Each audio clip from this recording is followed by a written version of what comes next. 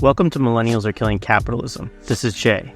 In this episode, we speak with Lydia Pelot-Hobbs about her recently published book, Prison Capital: Mass Incarceration and Struggles for Abolition Democracy in Louisiana. Lydia Pelot-Hobbs is an assistant professor of Geography and African American and Africana Studies at the University of Kentucky. In addition to Prison Capital, she is the co-editor of The Jail is Everywhere: Fighting the New Geography of Mass Incarceration. Her research, writing, and teaching is grounded in over 15 years of abolitionist organizing and political education facilitation in New Orleans and beyond. Every year between 1998 and 2020, except one, Louisiana had the highest per capita rate of incarceration in the nation, and thus the world. This book is the first detailed account of Louisiana's unprecedented turn to mass incarceration from 1970 to 2020. In this discussion, we talk about the dynamics that contributed to that history. It's a fascinating conversation that gets into Louisiana's shifting political economy, the policing of New Orleans, the importance of sheriff power in Louisiana, the aftermath of Hurricane Katrina, and various forms of anti-carceral organizing, from the streets of New Orleans to Louisiana State Penitentiary, better known as Angola. Massive Bookshop has Prison Capital. If people are interested in picking up a copy, we'll provide a link for that in the show notes. As I mentioned a couple times during this episode, there's a lot of really interesting analysis in this book that we didn't have the time to adequately address in this conversation. I would be remiss if I didn't say we're releasing this conversation during Black August. Find some local or online political education about that. Write to political prisoners, get involved in their campaigns. If you want to support our ability to bring you as many of these conversations as possible, please consider contributing $1 a month or more to our Patreon at patreon.com/millennialsarekillingcapitalism. We do have a Trinity of Fundamentals study group that starts this coming week, and you can find details about that on our Patreon as well. I'll also link to that in the show notes. Now, here is our conversation with Lydia Pelot-Hobbs. Lydia Pelot-Hobbs, welcome to Millennials Are Killing Capitalism. It's great to have you on today. Thank you so much for having me. Awesome. So you began this book, we're talking about your book, Prison Capital. You began your acknowledgments by calling this book a love letter to Louisiana, while noting that it could be interpreted very differently. You know, obviously you're talking about the carceral state, and so, you know, racism and capitalism and all of these things are kind of central to what you're laying out. So could you start a little bit by this tension, you know, and talk about what drew you to the research that kind of culminates in this book? Yeah, I should say this. So I'm someone who is not from Louisiana or New Orleans, which really matters in this place. I think it matters everywhere, but it particularly matters here, especially in the years after Katrina. I came to New Orleans initially after Katrina to be part of kind of Reconstruction organizing, although I have kind of longer anti-racist relationships that predate the storm.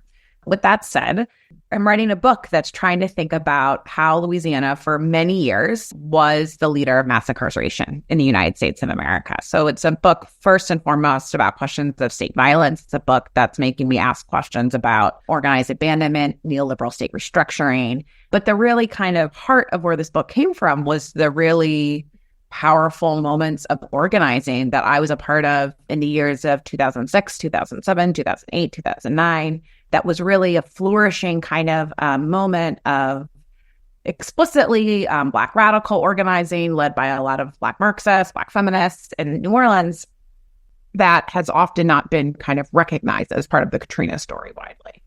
And so for me, I came into New Orleans as someone in my early 20s who was told by multiple folks that New Orleans is a city that either sucks you in or spits you out. So either like you're here and you want to be here for life, or you have no interest in being here at all, with a recognition of the kind of extreme kind of contradictions that New Orleans and Louisiana holds, right? So it's often, I will say to folks, it's one of the hardest places to live, and it's one of the most beautiful places to live. And the things that have made it one of the hardest places to live, so such as the intensified policing and jailing and imprisonment, the fact that the water infrastructure is so bad that if there is a rainstorm, the odds of your car getting flooded within an hour is high, right? All of these things that are hard to kind of think through are really questions of state policy and officials that have made over many years, right? And that I really believe that the people of Louisiana deserve so much more, right? That the people of Louisiana have really been held hostage for decades and decades and decades, probably the entire history of this state that we call Louisiana, with the exception of the few brief years of Reconstruction that governed the state. And so I say this as someone who wrote a book that was both trying to think about questions of mass incarceration and anti-prison and anti-policing organizing in Louisiana, but also for both folks who live in Louisiana, but also folks who live elsewhere. And so if, Mississippi is often referred to as the most southern place on earth, I think Louisiana is probably the second most southern place on earth in many ways. And especially for folks who are from the North or the West Coast and haven't spent a lot of time in the South, there's a lot of preconceived notions, right, of the South as a backwards place, as people, even just in like everyday kind of especially liberal political discourse, that like, okay, fine, they can like lose all these rights. Why are you even living there anyway? Versus that being a place that people have like deep, deep roots in, there's so much beauty in.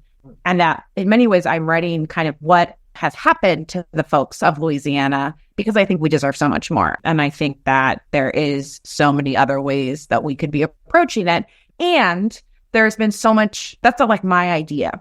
There's been so much organizing for such a long time for people committed to this place, going back to the 1811 slave revolts. Really like a deep, different kind of imaginary of what Louisiana can be. And so for me, I didn't set out to write this book as a love letter, but about a little more than a year ago, when I was writing the acknowledgments and I was driving through Louisiana with my partner and like some deep swamps. Also, I started being like, this book's a love letter. It's a love letter. And I was like, can I put that in the acknowledgments? And I was like, oh, I have to. Like, it's not abstract, right? It's something that I feel really deeply. Yeah, it's funny because it's like I was reading it, and as I get into some of the chapters, especially towards the back half of the book, where you're talking more about the abolitionist and, prison reform and anti-carceral organizing that's going on, I was like, oh, these chapters are a love letter. But then I went back to my early questions. I'm like, oh, you actually say that. So, so I don't know whether I got that idea from the acknowledgments or from reading those chapters, but it comes through for sure. So there's three guide quotes, and these kind of get to some of what you were just talking about that start the introduction. And I think they're, pretty neat distillations of many of the themes of this project. So would you mind talking just a little bit about each of those that you chose and, how they relate to some of the themes in the book? Yeah. Do you want me to read them, or do you want me just to talk about them? Yeah, you can. Yeah. So there's three quotes. So the first is from Cedric Robinson from the book Forgeries of Memory and Meaning, where Robinson wrote, "It was not the South, not all the South, or most of the South, which championed Jim Crow, but actually the planter class and its political apparatus, and more importantly, the capitalist sectors in London, New York, Boston, Philadelphia, and Chicago, which provided the necessary support for the planter class aristocracy. Villainizing the South thusly ruptures the historical relationships between white racism and mercantile, agrarian, industrial, financial, and presently global capitalism." The second quote comes from Ida B. Wells, this piece, Bishop Tanner's Ray of Light, where she writes, "To accept the Southern white man's report that all the lynched are disreputable or supposed disreputable characters is to believe the race so criminal, ignorant, and bestial, it must be hunted with dogs and killed like wild beasts." And finally is from the organization, the Louisiana Coalition on Jails and Prisons, which said in their 1978 quarterly report, "If the choice were between prisons as they now are and no prisons at all, we would promptly choose the latter." So these were the three quotes that I had up on my wall on Post-it notes and printed out over the course of me writing this. Initially went out with a dissertation and then kind of reframing it as the book project. And for me, when I first came across that Robinson quote years ago, it encapsulated so much of what I've been trying to say, right? So again, so much of the story or popular narratives of the South as backwards, as uniquely racist, as uniquely impoverished, or however you might frame, act as if, right, the political scales of power does not have the South invested in a national and global kind of alignment of power. And so for me, part of this story that is really asking us to understand the questions of what has happened in Louisiana, and from the global oil crisis to kind of national political realignments from Reagan to Clinton, ask us to understand that the things that have happened in a place like Louisiana could not have happened without the backing, the aiding, the abetting of all kinds of elites across the U.S. and the world. And if we just act as if it's a provincial question, we completely miss actually the power relations that are shaping these kinds of restructurings and realignments in Louisiana. The Ida B. Wells quote Ida B. Wells shows up in various ways throughout the book. I should say this, like Ida B. Wells is one of the theorists I really have been thinking with, and she isn't often framed as a theorist, but, as someone who is, I feel really indebted to her thinking and her activism in so many different ways. And the ways in which she's able to, articulate, especially what is the narrative right about Black folks, and then what is the reality, and how do we actually start to understand the ideological work of racism as well as race making tied to criminality, and the just fundamental lies at the heart of that, and those words are over 100 something years old and still, I think, speaks so profoundly to our moment, as well as her just kind of witnessing, right, what has actually happened, right? So I know there are often critiques of also people, narrating forms of state violence that happen, but I also think that there's also an importance of articulating what has happened because it's been so denied, right? The violence that criminalized and incarcerated people experience have been so often, right, reframed as an example of violence against one another versus the violence of the state in all of its various kind of manifestations. And then finally, so the Louisiana Coalition on Jails and Prisons, which I think it's worth me saying a little about, was an organization I found through my archival work. Literally, I spent, a lot of time reading dozens and dozens of Louisiana newspapers over many decades. And I found them writing letters to the editor, right? It's one of these nerdy archival things to be like, oh, you learn about some of the activists of a given time because they're mad and they're writing letters to the editor about the things that you're looking for. So they were a chapter of something called the Southern Coalition on Jails and Prisons, which was a regional, I wouldn't say abolitionist, but anti-carceral organization in the 70s and 80s that organized, against building new prisons, against the death penalty, around all these different pieces. So I don't want to put words in the Louisiana chapter, the Louisiana Coalition on Jails and Prisons mouth and say they're abolitionists. But I think there is something to be said that, in the 70s, right, they were clear, right, that the goal was not to have rape prisons. That was actually what we needed to do if this is what prisons are. From my perspective, this is what prisons are, right? There's no way we get out of this is what a prison is. And that this, pretty small ragtag group of people, right, could articulate something that I had never come across and very few people I think are aware of decades ago that I think still so profoundly resonates with our moment, and is thinking also again about this question of what other kind of a place can Louisiana be. Yeah, appreciate that. That organization comes up later in your book, and, I appreciate that. So one of the terms you use in this book is you use the term carceral cooperation. And, this is interesting, you kind of draw on some of Ruthie Wilson Gilmore's work there too around the way she thinks about the state and the pro-state and anti-state state, and that the state is sort of not one homogenous thing, but that it's a set of, or an arrangement, right, of different structures, and that one of the things that's interesting is to sort of track how carcerality moves through all these different parts of the state. And anyway, help us understand a little bit about what you're doing with this framework and maybe the view of the state that you take, which helps you see something like this in motion. And maybe to add one more element of it, give an example or two of, where you found carceral cooperation as you began to do the research in this book. So Stuart Schrader, who's the wonderful author of Badges Without Borders, wrote this thing on his blog years ago while he was researching Badges Without Borders about doing archival research, which I returned to and I've sent my students to many times. And one of the things he says in it, which seems very mundane, is that while you're sitting in the archive, ideas and phrases are going to come to you that are going to be at the heart of your book.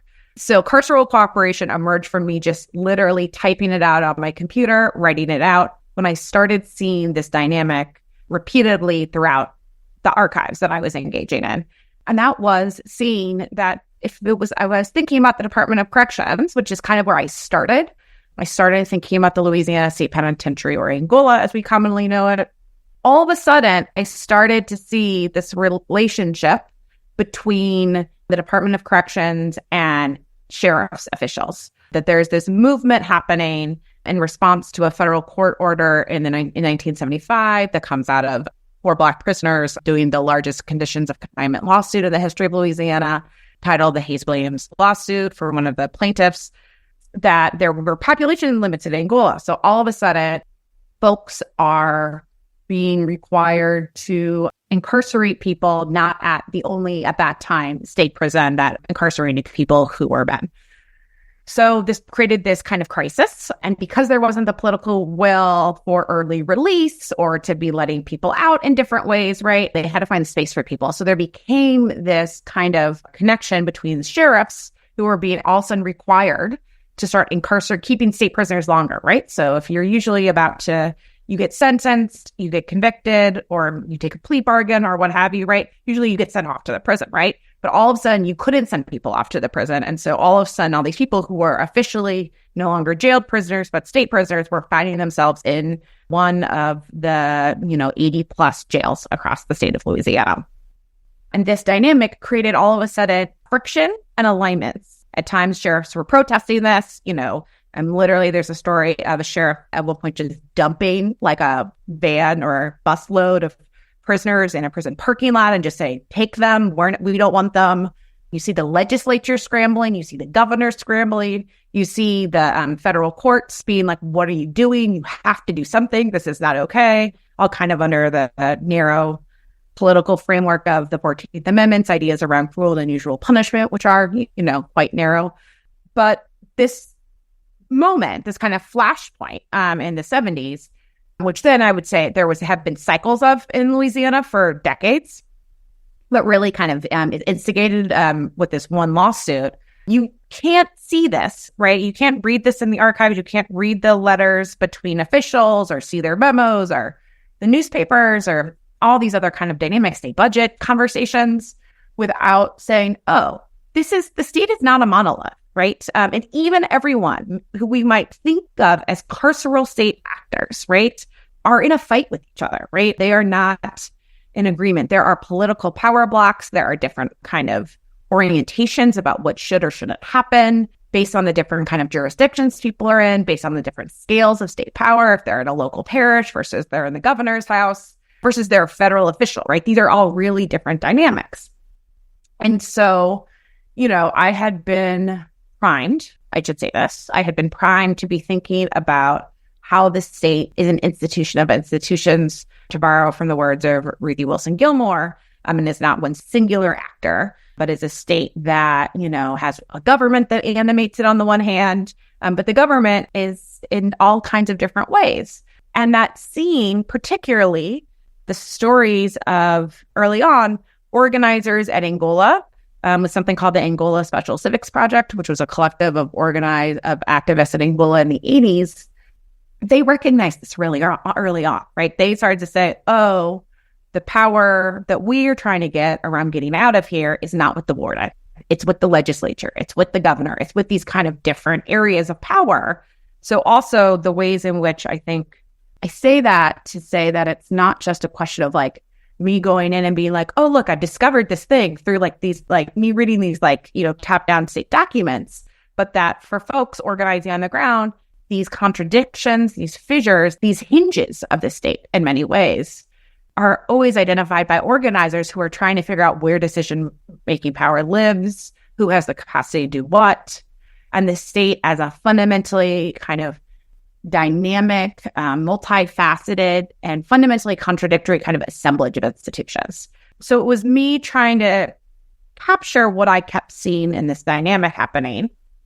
And that's fundamental to kind of Louisiana's march to lock up more and more and more and more people over the decades for longer amounts of time, was recognizing what are the moments that there's disagreement or friction, but also what are the moments that alignment is happening, right? And that these moments of alignment between different state actors or different state jurisdictions, what I started to term carceral cooperation in my notes, were these moments that all of a sudden you would see a boom happen, right? So you would start to see, for instance, if the sheriffs are angry at you because they're being required to incarcerate people that they straight up have no desire to be incarcerated, what if the state legislature starts giving them some money to do it, right? And then it becomes something that they are excited to do, and it shifts their political position into something that they want to start incentivizing, right? And they want to start moving in that direction more at the same time.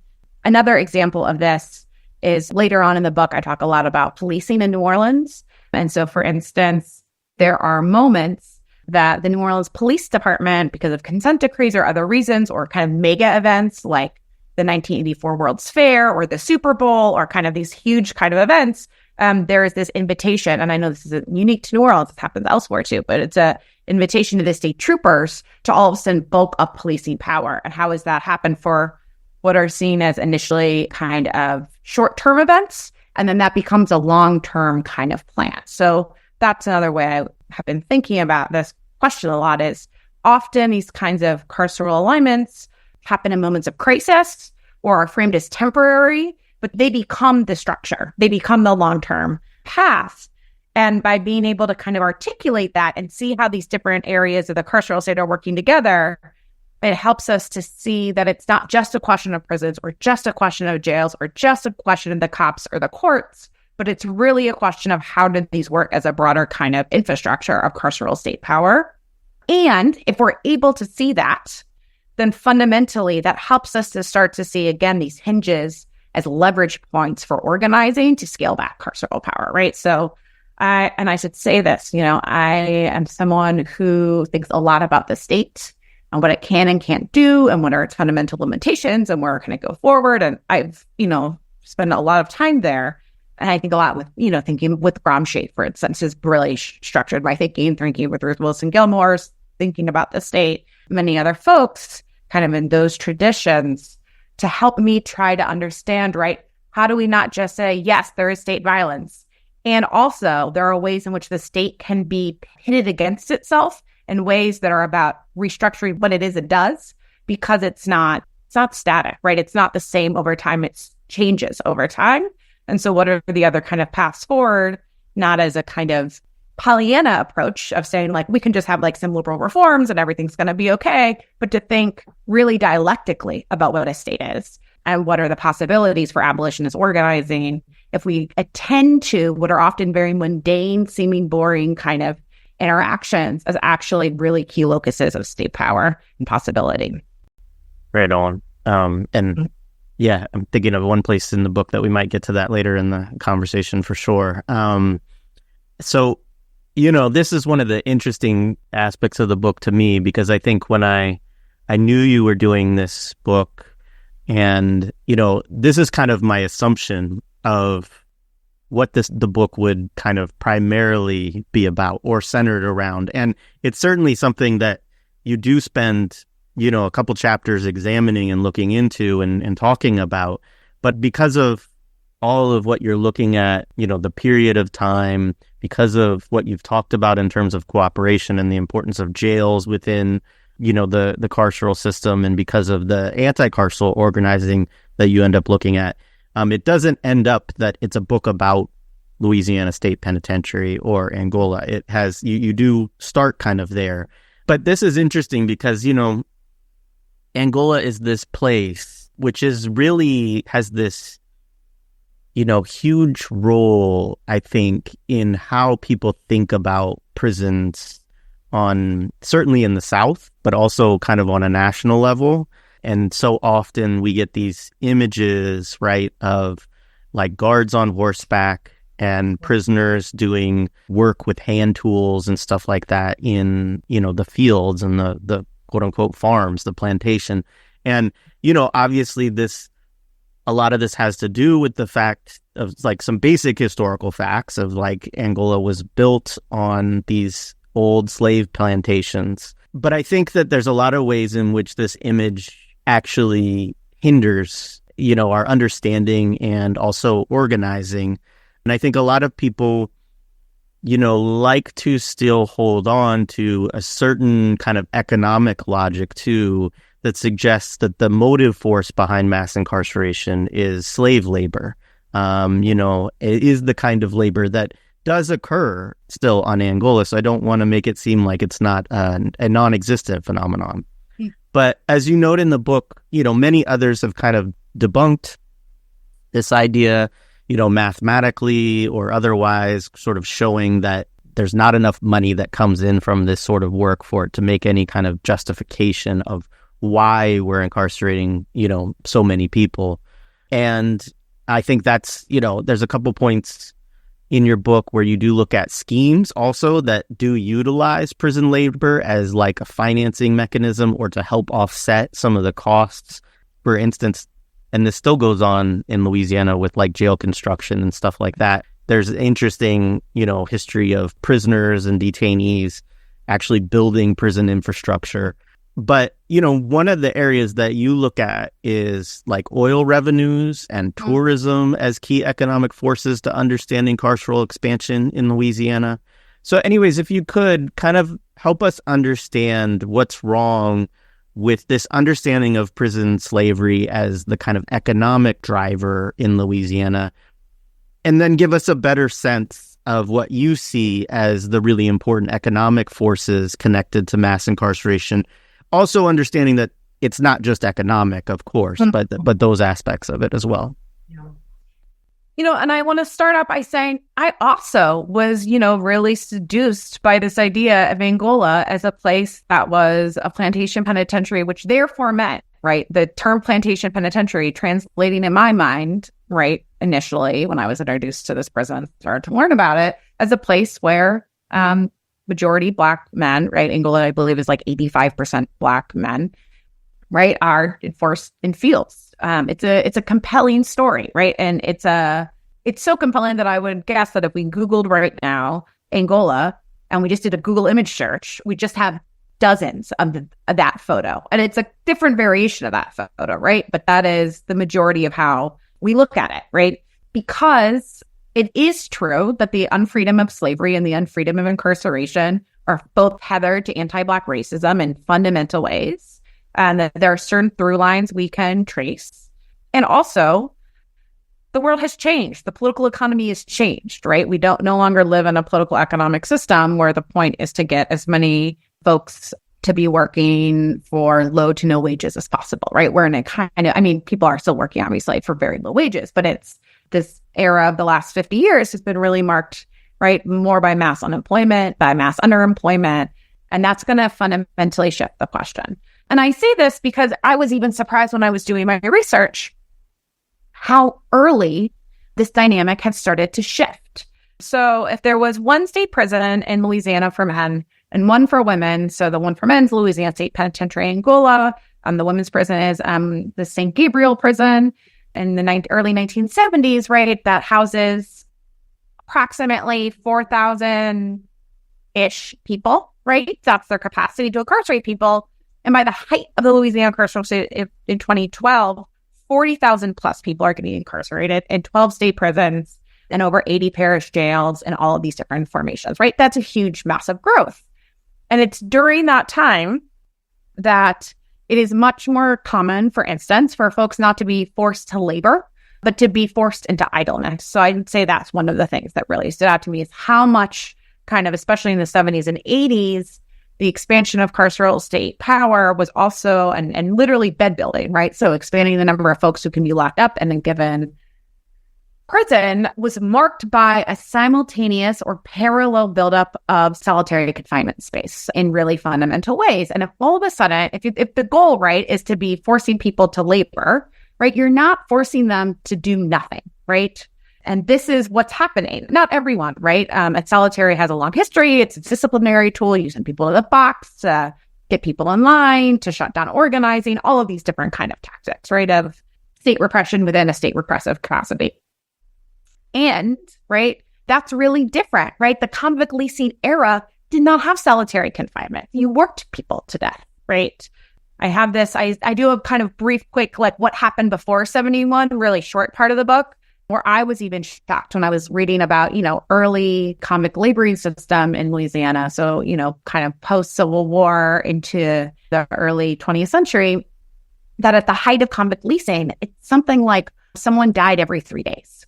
I mean, just like that is an intense thing. Someone died in the system once every 3 days from being worked to death, either building the levees around the Mississippi River, building out railroad infrastructure, building roads, right? All of these different pieces, right? They did not have solitary, right? It's a different dynamic. The other thing I would say is figuring out, and I actually think this is part of the story that we don't often hear, or we hear less of than we should, is in the mid-20th century, early to mid-20th century, there were really gains of labor unions, actually, right, that fought against incarcerated labor in certain ways as a threat, right, to kind of unionized labor organizing. And while Louisiana has never been a huge union state, right, it definitely used to be more so than, 100 years ago than it is now. And labor unions in Louisiana won a bunch of gains, like they did elsewhere in the South and in the North, against certain types of prisoner labor that fundamentally limited where prisoner-made goods could be used or sold, right? So what I was able to learn through and I'm not the first person to learn this about it, this is a kind of structure, but this is the first I've known of people explaining this about Louisiana, right? Is, you come up in the 20s, 30s, 40s, and it becomes actually state policy that, for instance, prisoners might grow food, but that food cannot be sold in the open market. It can't go to the grocery store, right? It can be sold, it can be used within the prison itself, or it can be sold to other state agencies, what's something called the state use system. And so it's a kind of cycle within the state or the prison structure. Same with folks building, say, furniture, right? They might be building beds that can be used in other prisons. And that I was really thinking about, James Kilgore, Craig Gilmore have talked about this as the reproductive labor of the prison, right? So it's to say that the political economy of these kinds of forced labor is not to profit in the capitalist sense, but it's to save state dollars. Because one of the things the state learned early on when it bought Angola from the convict kind of lease system and it transformed it to the Louisiana State Penitentiary, they thought it was going to be a cash cow. They really did. And all of a sudden they were like, oh no, it's not. Like, this actually costs us so much money. And I can't emphasize this enough. Mass incarceration is wildly expensive. It's expensive to build prisons. It's expensive to, keep people locked up there. So one of the ways to save money, right, is to have folks not just working in the fields, but like in any prison in America, working in maintenance, working in the kitchen, working in laundry, right? And so it's about kind of how do we understand this as a political economy of social reproduction that allows the state to continue to maintain a kind of prison system when the actual resources actually are much higher, right? So this becomes kind of the question I'm trying to think through. Now, to go to the point that you were asking me about oil, is I did not think I was going to write a book that was going to have a whole bunch about oil in it. I never in a million years thought that was going to be a thing. I also didn't really think I was going to write about tourism. So like the two major political economies of Louisiana, I did not think it was going to be in this project at all, right? In fact, I did not think this was going to be a book that was as much about political economy as it was until I started doing the research. But it's worth noting two things. One, when I started really asking these questions about oil was in the summers of 2014 and 2015, where I was in New Orleans for the summer, and I would drive to Baton Rouge to go to the state archives to read state budgets. So reading like decades of state budgets. And in that process, I would drive through Cancer Alley, which is known for it because it's one of the, national epicenters of petrochemical refining. There's a famous town called Norco, which is an oil town that you can see in the distance. And there's just flares constantly going up. I mean, you see it and you're like, oh, I'm in an oil place or I'm in a natural gas place. So I say that because I think there was something imprinted on me also about seeing that landscape repeatedly. And then when I started to do the research, all of a sudden there was these questions of oil that were just showing up in my work all over.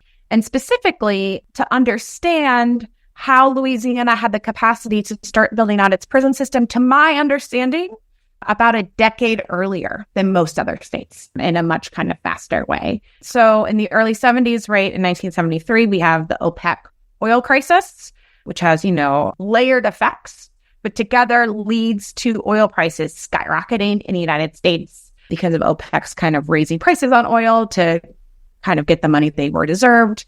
Also embargoes because of Nixon's support of Israel against Palestine. All kinds of things are happening in that moment. and most of the country enters a recession. And Louisiana, whose budget had grown steadily to rely more and more and more on revenues from its oil industry, I should say this, the taxation on the Louisiana oil industry has never been particularly high. So I don't want to pretend that it's like some form of petropopulism or nationalization of the oil companies. It's nothing like that. But there was so much more kind of resources that I think up to a quarter of the state budget was coming from the oil. And the state increasingly kind of got rid of other kinds of taxes. So got rid of taxes on income, or not totally, but reduced them and all kinds of other things. And the kind of assumption that the oil industry would kind of keep the state budget afloat. And come 73, and all of a sudden the state is flush. I mean, flush like I've never seen. State budget reports literally saying, oh, this is because of the OPEC. Oh, we're doing great. Look at this. We have so much money. We have so much cash on hand. And so this is simultaneous to that lawsuit I mentioned a little bit ago. So the Hayes-Williams lawsuit, which had a couple of different paths of how it could go forward. There were initially actually ideas that Angola was going to get shut down. It was going to get shuttered actually in the early 70s, or there could be a growth of the Louisiana prison system. And for the other states that I've kind of looked at similar events in the 70s, because there were these kinds of lawsuits happening everywhere nationally, most other places did not have the cash on hand that Louisiana had because of the recession. And all of a sudden, Louisiana has so much money, it can just start building in a way that many other places, it took many more years for the state to have the capacity. So instead of it taking out credit, which is the really common way that you build up a prison, it was just money going straight and tax revenues going straight in this kind of early era. So in the 70s, there's this era that it's both prison building and money is also going at the same time to higher ed, to hospitals, right? It's not yet a neoliberal restructuring moment. It's kind of much more of a welfare investments, and the carceral state, which is being framed at the time in kind of a reformist framework, is also part of that, as well as the court orders is leading to more and more funds. What I ended up learning is that by the 80s, when the oil prices kind of tank for all kinds of complicated reasons about overproduction and what have you, and that coincides with Louisiana electing its first far-right governor, this guy, Dave Treen, who was the first Republican governor since Reconstruction, was kind of part of Reagan, was really part and parcel of the Reagan kind of realignment of the political establishment towards the right and kind of Republican ascendancy, takes the opportunity of the oil bust to slash all kinds of state services, right? Slash funding for education, for healthcare, for AFDC payments, all kinds of different components, but takes what little revenues are left and earmarks them to prison building, to jail expansions, to developing things like the first victims' rights funds for the state of Louisiana and kind of a carceral feminist kind of orientation, all of these kinds of frameworks. And so it becomes that in that moment, which also is leading to go back to the idling question, intensified kind of mass unemployment is happening across the state, but particularly for Black folks, right? So Black men, I believe, have unemployment close to 20% during the early 80s, right? And in the same period, right, folks are, for all kinds of reasons, turning to extra legal or criminalized survival strategies, which is a logical response, but that also folks are getting targeted by kind of new policing, and there's the bed space to send them there, right? So things, and the laws are getting harsher. So you might have, previously gone on parole immediately, or you might have previously done a couple months in jail or nothing at all, right? All of a sudden, the laws are kind of really targeting this increasing population of Black folks, particularly from the cities, but not only the cities of Louisiana, to be doing 5, 10, 20 life sentences in Angola and the new prisons, Dixon, Wade, et cetera, that are getting built across the state. And so for me, it's really how that crisis period of the 80s and the economic fallout, the answer becomes mass imprisonment as a kind of crisis containment strategy of a state in many ways in free for all during that time. Yeah, I didn't get a question in on that because there's so much in this book that, there's a lot. And so we didn't get to everything, but you do have a very interesting discussion in the book too about life imprisonment in Angola. And maybe I bring it up a little bit later. I think I do in relation to like kind of the crisis there's multiple crises that you look at, and one of them has to do with, the federal ruling against the death penalty in the 70s. We will get to it because we talk a little bit about the lifers movement in Pennsylvania, I said Pennsylvania. That's my state, which has a very interesting lifers movement as well. But Louisiana, yeah, absolutely. So another thing that you note, which is, I think, important for us to understand, is that prison expansion continued to boom even when the state took economic downturns. Because this is an interesting thing, because I think a lot of times people can have this, I've talked to other abolitionist organizers, and, there's often discussions about, well, if there can be a budget crisis, then perhaps it will produce a budget crisis for cops and prisons as well. And interestingly, this almost never seems to happen. So what are some of the reasons in your estimation that expansion continued to be facilitated even as the state, even as the oil revenues were not as strong and this produced certain fiscal crises?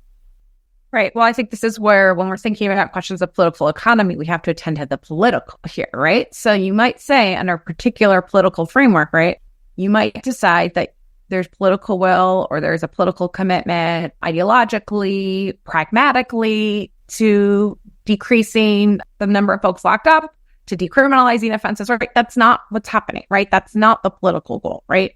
At the time, in the 80s, for instance, under Treen, it's really, right, he is an unabashed, right, racist. Like, he's not like the governor who's on and off, the governor of Louisiana, this guy, Edwin Edwards, for basically on and off for 30 years, right, is a liberal racist, is how I would think about him, right? Treen is a right-wing, calling Black folks animals, right? Like this kind of, very old rhetorics that are very common, right? He had run the states' rights party before he switched his affiliation to the Republican Party, right? So it's a, unabashed white supremacist.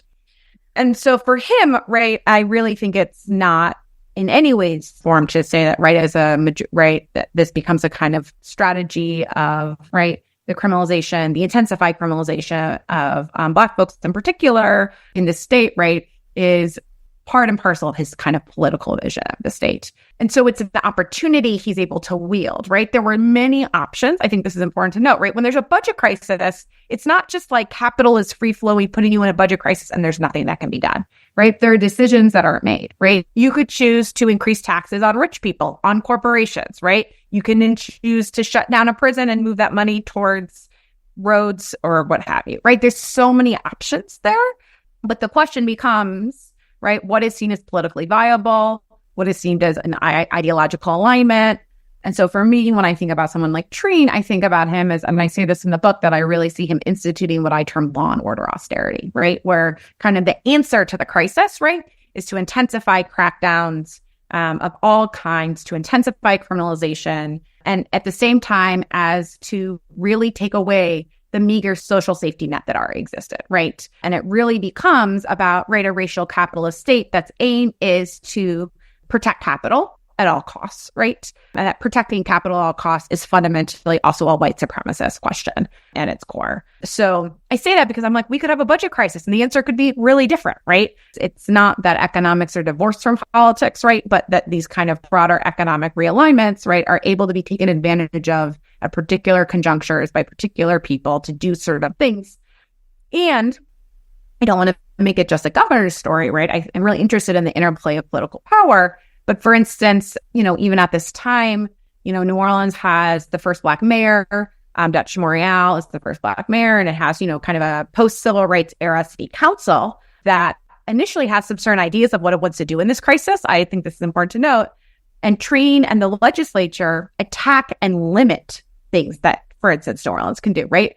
Famously, during this kind of era of time, the New Orleans City Council tries to institute a city income tax, right, to kind of bolster revenues. And the state legislature makes that illegal. Tries to institute rent control. State legislature makes it illegal, right? At the same time as someone like Reagan is massively cutting kind of the funding for cities through kind of revenue sharing programs, right? So there's also becomes limited action of what becomes even what is a state and what does one do as a government official is narrowing at this time. through a host of kind of political interplay. So some of the expansion is, right, facilitated through a couple of different dynamics, right? So part of it is literally money getting moved. So like this, something like public works is a really kind of big catch-all category, and literally being able to move the money. And also having as this increasing kind of tough on crime rhetoric is really what's getting people elected, keeping them in their seats. People are voting for these things, right? And they're really having the constituency, and particularly as places are getting more conservative, as certain folks are getting scapegoated. But also we can't kind of underestimate, as increasingly folks are getting locked up, right? This is a fundamental attack, right? The intensified criminalization and incarceration of Black folks who very recently, right, we're within 20, 30 years of people actually starting to vote again in the state of Louisiana, right? You start funneling folks into a system where they're not going to get access to voting, right? That's also reshaping the political structure in all kinds of ways. And I think those calculuses are also what's happening, as well as some of these kind of new strategies are getting developed. So you start to see new frameworks of debt financing also getting developed during this time, right? So when the state starts to not have the money to, finance new prison construction or new jail construction, there become these really wonky new ways of getting around folks who are voting against new taxes for jails and prisons. And I probably should have said this before. One of the things I found most startling is there's often this story, right? Especially that like rural, more white kind of areas, right, are really kind of hungry to build up their jails and their prisons, right? As an economic form of development. And I'm not trying to say that doesn't exist, but what I found is that almost everywhere that there was an idea around building a new jail or expanding a new jail or a prison, particularly in this 80s kind of era of recession, people are not interested in it, right? People are voting like 3-1 against these proposals, and they're coming up once, twice, 3, 4, 5 times before they're able to go through. And sometimes they're just abandoned. And there's a host of reasons. Sometimes that's for reasons we might politically agree with. People don't want to incarcerate people. Sometimes it's just people saying, we don't have money for anything. Why is this what our money is going to go towards? Or I can't afford more property taxes, or I can't afford another sales tax. And sometimes it's out of some really pretty explicitly racist positions, I should say, right? Like, I don't want more criminals in my community would be a way to kind of paraphrase that. And so the state comes up with new strategies, right? And there's actually this financier, this kind of bond finance capitalist guy who writes the governor during this era and says, we see that you're having this problem.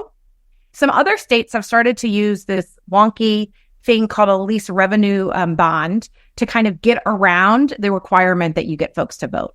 And so there's this way that there's a new kind of form of prison building put forth that is more intensifying the indebtedness of the people of Louisiana, which is going to have long-term consequences for what the state can or cannot do, right? With the choosing to borrow money at higher rates than other kinds of borrowing, to build up prisons and completely cut out people out of the equation. So, it becomes that the last few prisons built in Louisiana in the late 80s have absolutely no voter approval, right? They're able to completely bypass constituents. And it's really this kind of debt scheme that really is able to kind of steamroll folks at this time. And I should note that it's not just David Treen, but this guy, Edwards, comes back into office at this guy. He's a Democrat. He's a much more kind of liberal guy.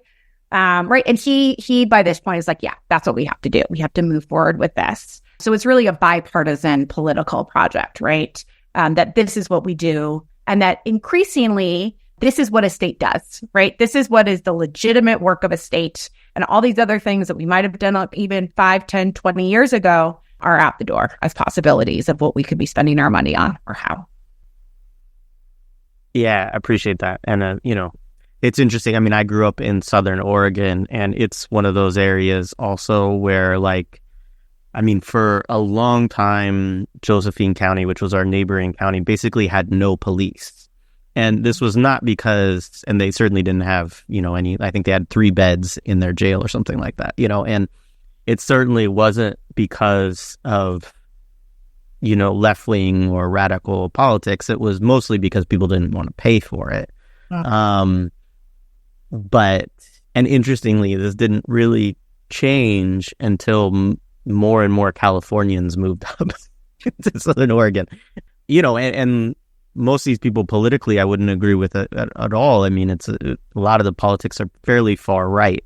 But yeah, it's an interesting thing. But even recently in Jackson County, which is where I grew up, they've tried to do jail expansions and jail renovations, and because it ends up going to voters, it just gets voted down, and so it is interesting in that way of like how, you can have folks with fairly carceral, politics and attitudes, but yet, of course, when it comes down to like, well, I'm going to have to pay for this, then they will be opposed to this, and the ways that, state actors and, folks in the financial, industries and stuff like that start to figure out ways to work around this, I think is a fascinating, not in a good way, but a fascinating thing to kind of study and understand. Yeah. And I want to be clear, like the financier guy, which, then I got the documents of the financiers and they were wild, but it wasn't because he was like, I love prisons. It was just at that political moment, what you could make money on was building prisons, right? And so they're just like equal opportunity capitalists here too, right? And they saw the political landscape. I say that because sometimes people are like, oh, so it's just like the evil bankers coming up with this. I'm like, it's not like they're just trying to have capital accumulation, and this is the option, right? Yeah, no, I think that's an important thing to say as well. So there's a very interesting story, I think, related to mass incarceration as a whole around prisoner litigation and around prisoners taking up really important lawsuits about the conditions of their confinement and how horrid those are, particularly in the 1970s, particularly, of course, before the Prison Litigation Reform Act, really curtails a lot of the ways that prisoners can move through the legal system.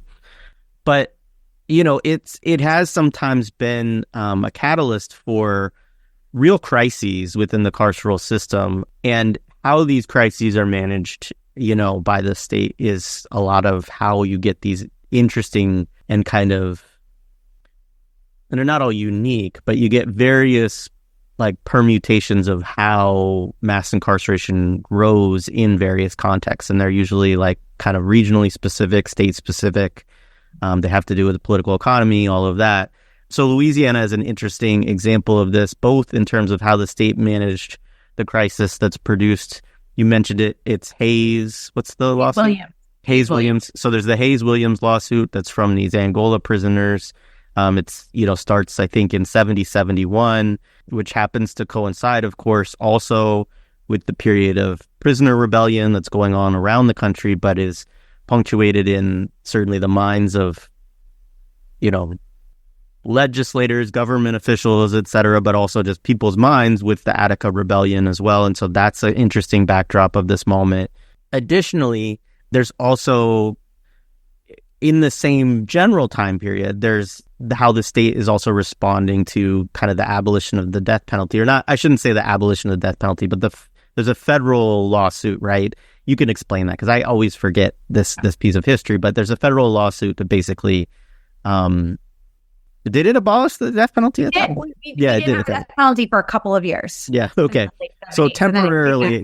We did temporary abolition. Yeah, so a Supreme Court ruling basically saying that you can't, that we can't have the death penalty that happens for a few years. And so talk a little bit about, these dynamics. I know there's a lot that you could say and a lot you wrote about this, but some of the things you learned in examining these in the context.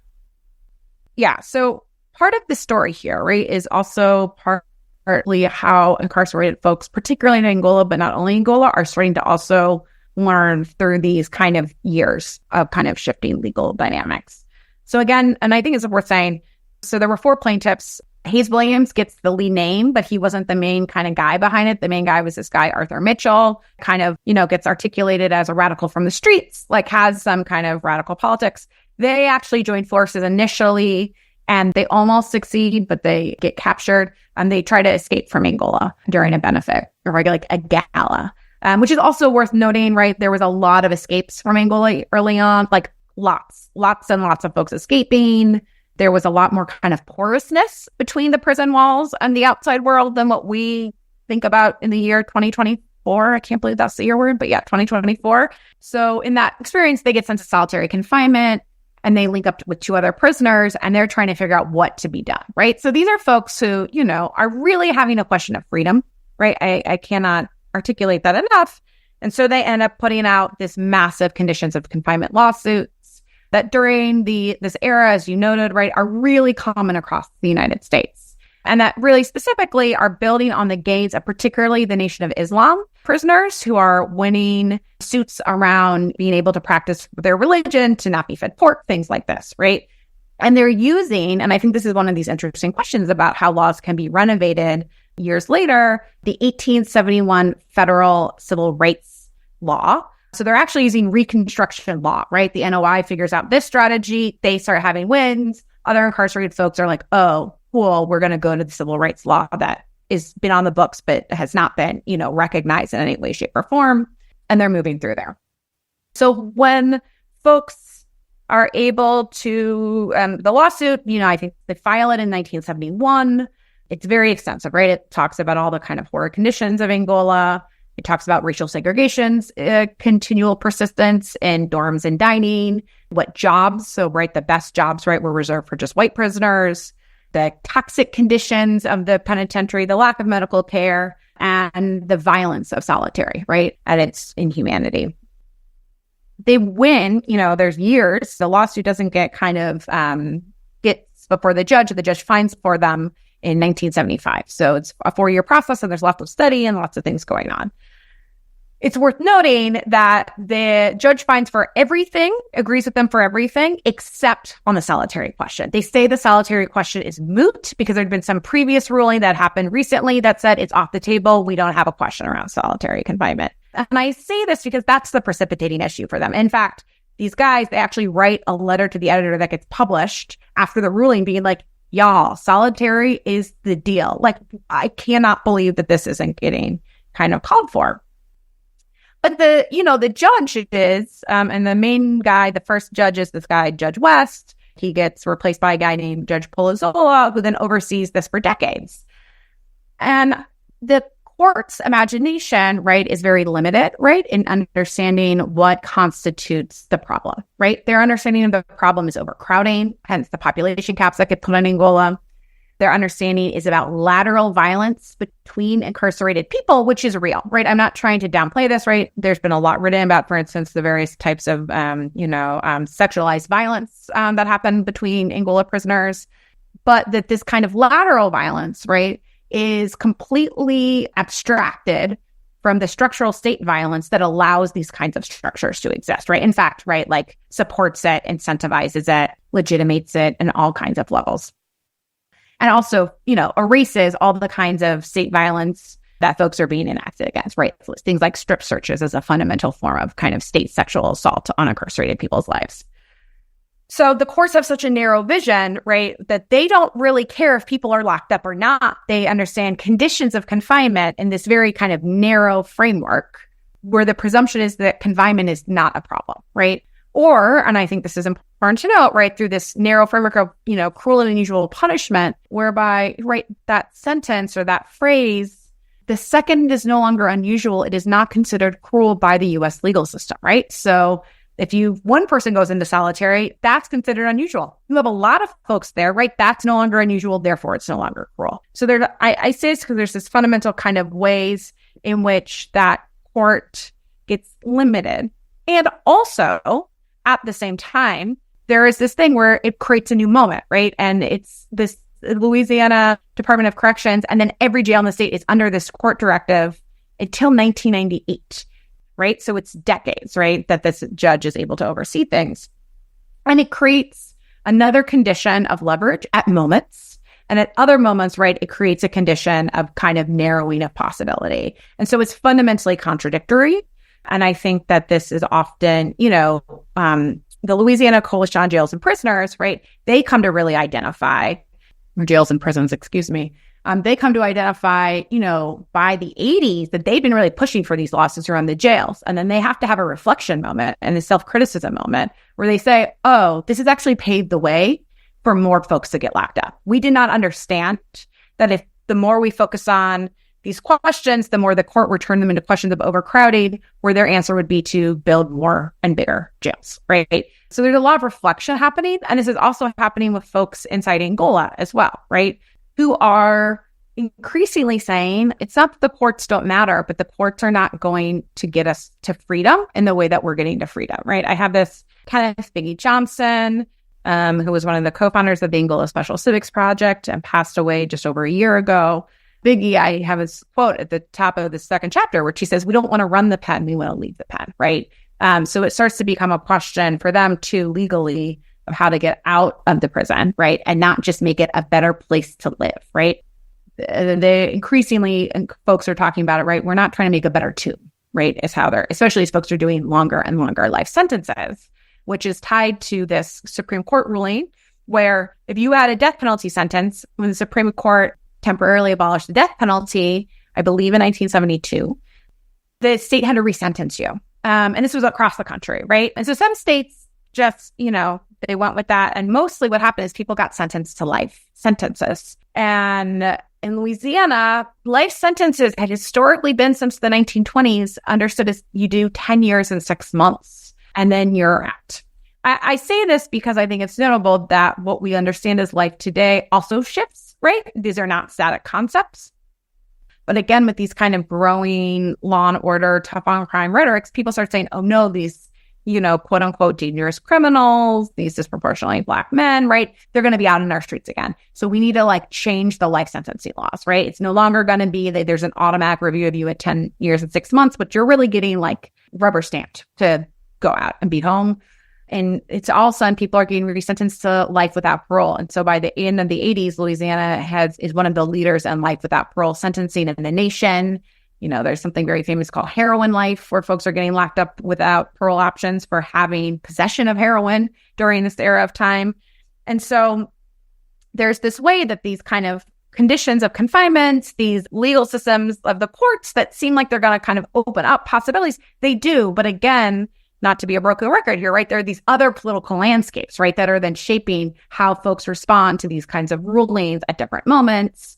And what we see over and over again in the case of Louisiana is kind of the refusal to attack criminalization or incarceration as the fundamental crisis allows for the state to double down on the very kind of conditions that lead people to be confined in the first place versus, transforming a system, which was, I think, honestly what folks were looking for, right? But was not where we ended up.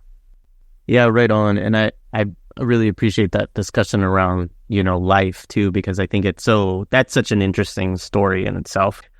It's fascinating in a lot of ways that, not that long ago, life could have meant, so many different things in terms of how much time a person would actually do in all, obviously it's different. It's all state specific in this case, but, in so many ways, there was all of this concern, at a certain point about indeterminate sentences, right? And even among prisoners, because it could mean that you were there for a very long time, but you also had this opportunity to get out sooner. So there was a push in many cases to make sentences determinate so people would know exactly how long. But then again, that became, in almost every case, a way for the state to lock people up longer, a lot of the time. And so, yeah, it's again, a very interesting story, but also to unsettle our idea, too, that life in prison has always meant sort of life without parole or whatever, So one of the really interesting features of Louisiana's carceral system, because of this litigation and because of these caps that get, the oversight of Angola around overcrowding, is the way the per diem kind of system works within the state. And so, reading this, I really didn't know how normal or abnormal or unusual this was as a kind of national thing. We're used to seeing these kind of rates and talking about these kind of rates with regard to private prisons and immigration detention centers. And sometimes I've also seen it where, like jails, whatever, any type of carceral capacity that's available that maybe has been, quote unquote, shut down, right, gets then rented out or leased out to some other agency to use, and they'll have, bed rates or whatever they might call them. And that's kind of like what's happening, in Louisiana, but it's really on this kind of statewide scale with regard to people who are, convicted of, state prison sentences, essentially. So there's this parish system in Louisiana rather than a county system, although, as I understand, it's very similar, basically their version of it. And the parish jails receive payment for housing state prisoners. And there's also another example of this that comes on later, and maybe we should table this for our discussion of the post-Katrina context to some degree, but where the federal government provides per diem rates that financially incentivize the Orleans Parish Prison for holding as many prisoners as possible for as long as possible, basically. So anyway, could you say a little bit more about how the per diem system came about and what you see as its impacts really on the system at a kind of policy level, but also really importantly in this discussion of kind of like carceral cooperation and whatnot, kind of what it does on a local level around policing and sheriff politics? Yeah, so per diem rates are really, and per diem is just like, per head, the amount you get per day, right? It's who's sleeping usually, right? In a jail or a prison or what have you. And that's how they're counting people. And it really starts, I don't know the origin. I don't want to say that Louisiana invented this because I cannot say that with definitive proof. However, I don't know of an earlier story. So that I just want to say that's where I'm at with this as a question, right? So if the lawsuit comes, the federal ruling comes out in 1975, immediately sheriffs, as I mentioned previously, right, are being forced. Force is a strong word. They could have also early released pretrial prisoners at will and had more bed space. So I want to be careful there because even I can be like, they had no other options. There were always other options. But under the kind of political framework of the sheriff's offices, it felt like there were no other options. They were required to also incarcerate or keep incarcerated all these folks who had been convicted or plea bargained or whatever. They were now state sentenced, which is what I mean when I say state prisoners versus jail prisoners. They were pissed, as I said, right? Because all of a sudden they had overcrowding, right? It was expensive for them. They didn't necessarily have space. They would say, which I think is an interesting thing that the sheriffs would say early on, which is a story that we've now heard folks say in the years since this has become a more commonplace thing, is like jails are not designed for long-term incarceration, right? They would say this. They'd say, this is not our job. We're not supposed to be doing this, right?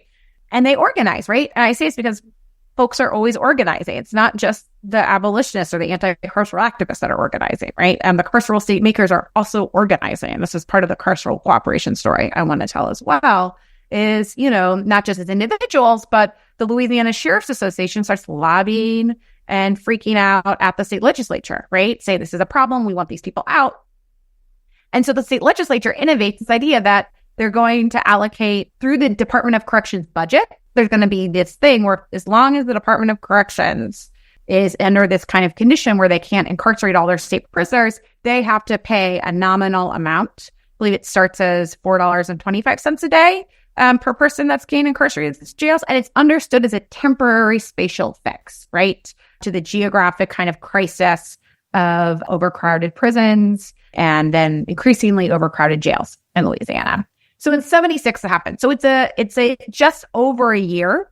The Louisiana legislature meets in the summer or spring, summer. It's just over a year from the ruling that they figure this out. And this comes into being. Over time, right, the sheriff's offices start to say, oh, this is excess money for us, right? Because although $4.25 in 1976 is not much money, right? It's also not saying you have to necessarily give this money to incarcerated people's well-being, right?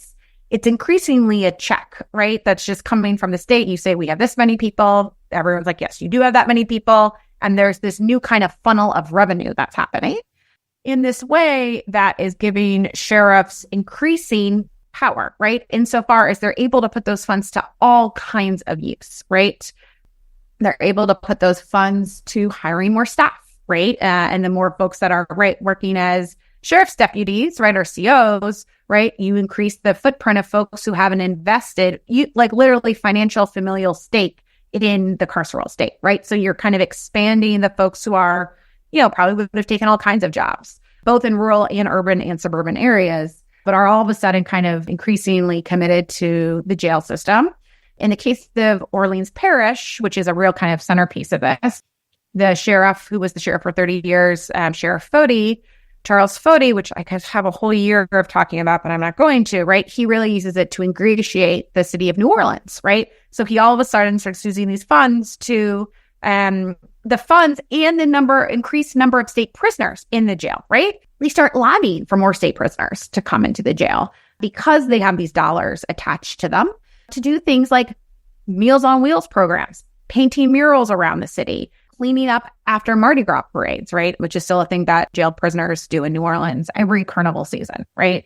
So it becomes understood as this kind of public resource. And they're using these kind of laws that say, right, while there are these laws that limit incarcerated people's work in certain areas, right, there's this kind of broad-based folks can be involved in public works. And so as they stretch that, right, what fits under that capacity in as many ways as possible, right? And so you ingratiate the people of the place to the sheriff's office. So then when the sheriff's office is coming up, not just for re-election, right, that's a thing. When the sheriff's asking for more money to expand a jail, even when it's hard, right, people start to really identify and see these people as community leaders. And in many places in Louisiana, I should say this, in many of the rural parishes, for instance, there is not like a mayor. There is not like a city council president or a parish president. And yes, parish just means county. It's just a Catholic thing because of Louisiana's Catholic history that it's a parish. Like the sheriff is the most powerful person, right? They're elected and they are accountable to absolutely no one, right? So this gives a really, except when there's federal court orders over them, right? They're really unanswerable to people in many ways. And especially with this money coming in, it's a way of expanding their power as jailers and as police, insofar as in many places, right? The sheriff's office is both the parish police and is the parish jailer, right? So you are in this scenario where the per diems are incentivizing not just the increased locking up of folks in your jails who are state prisoners, but it's also having an impact on folks who are getting incarcerated for pretrial, right? Or folks who are getting held in lockup. Insofar as you have more staff, you have more police who are able to incarcerate more people. And that's also part of this kind of infrastructure that's getting developed. It was described to me by some of the organizers in New Orleans that it's like a McDonald's scheme. That insofar as like, it's not a lot of money if you have a few people, but the more people you have, right? It just expands, right? And you're able to have more and more state funding. I want to also say by the 80s, there starts to be also this incarceration of folks federally. And it initially starts in, again, some of these rural parishes that are often either already prison towns or near prison towns. And I think this is important, right? So places that have already kind of flipped from we don't want these things here to this is our possibility of securing our future. As limited as that is, and as, all the ways we know that economically prisons don't make places actually that much better, right? There's an idea, there's an imaginary there. There's this guy, Sheriff Belt, in a place called Avoyas Parish, who starts incarcerating INS prisoners because they have a federal per diem rate that's much higher.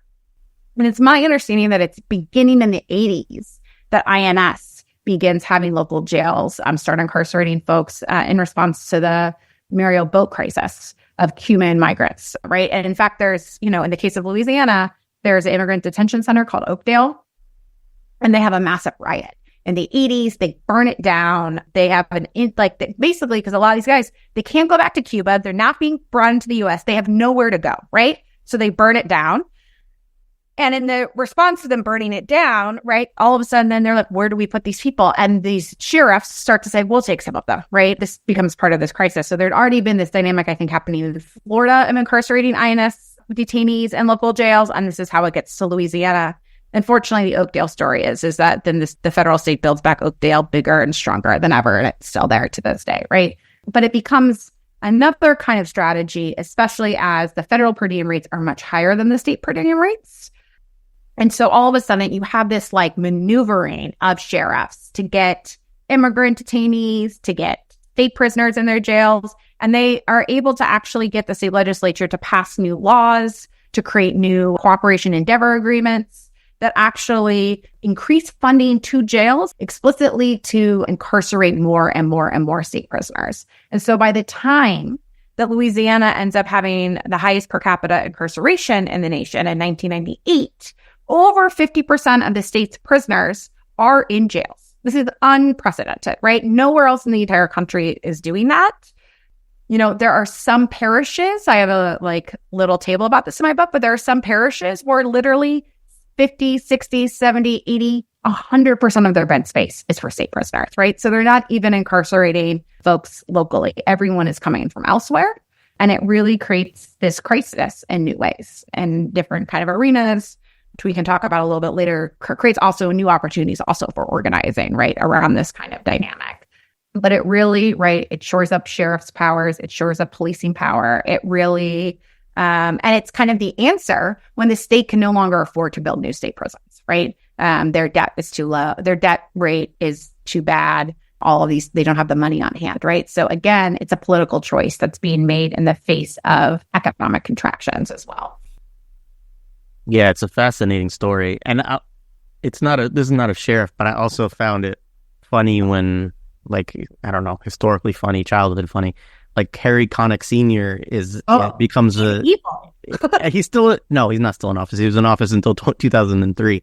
But yeah, and I mean, as a child, I remember Harry Connick Jr. Being a singer and in films and stuff like that. I don't think he is as much anymore. But, and I didn't know as much of this story, but he was a member of the Rat Pack and a district attorney in New Orleans. And so anyway, he's prominent in this book as well. So yeah, Harry Connick is he's a real villain. I sometimes I'm I don't want to say there are villains, but sometimes there are villains, and Harry Connick Sr. is definitely one of them. Yeah, absolutely. He also had some racketeering charge for gambling revenue or whatever. But anyway. Yeah, he's just back and forth. He's still alive. He's out of office, but he is still alive. All right. So there's a lot that, again, that we're kind of skimming over or skipping over in this conversation because you do go into detail on all of these different, periods and sections.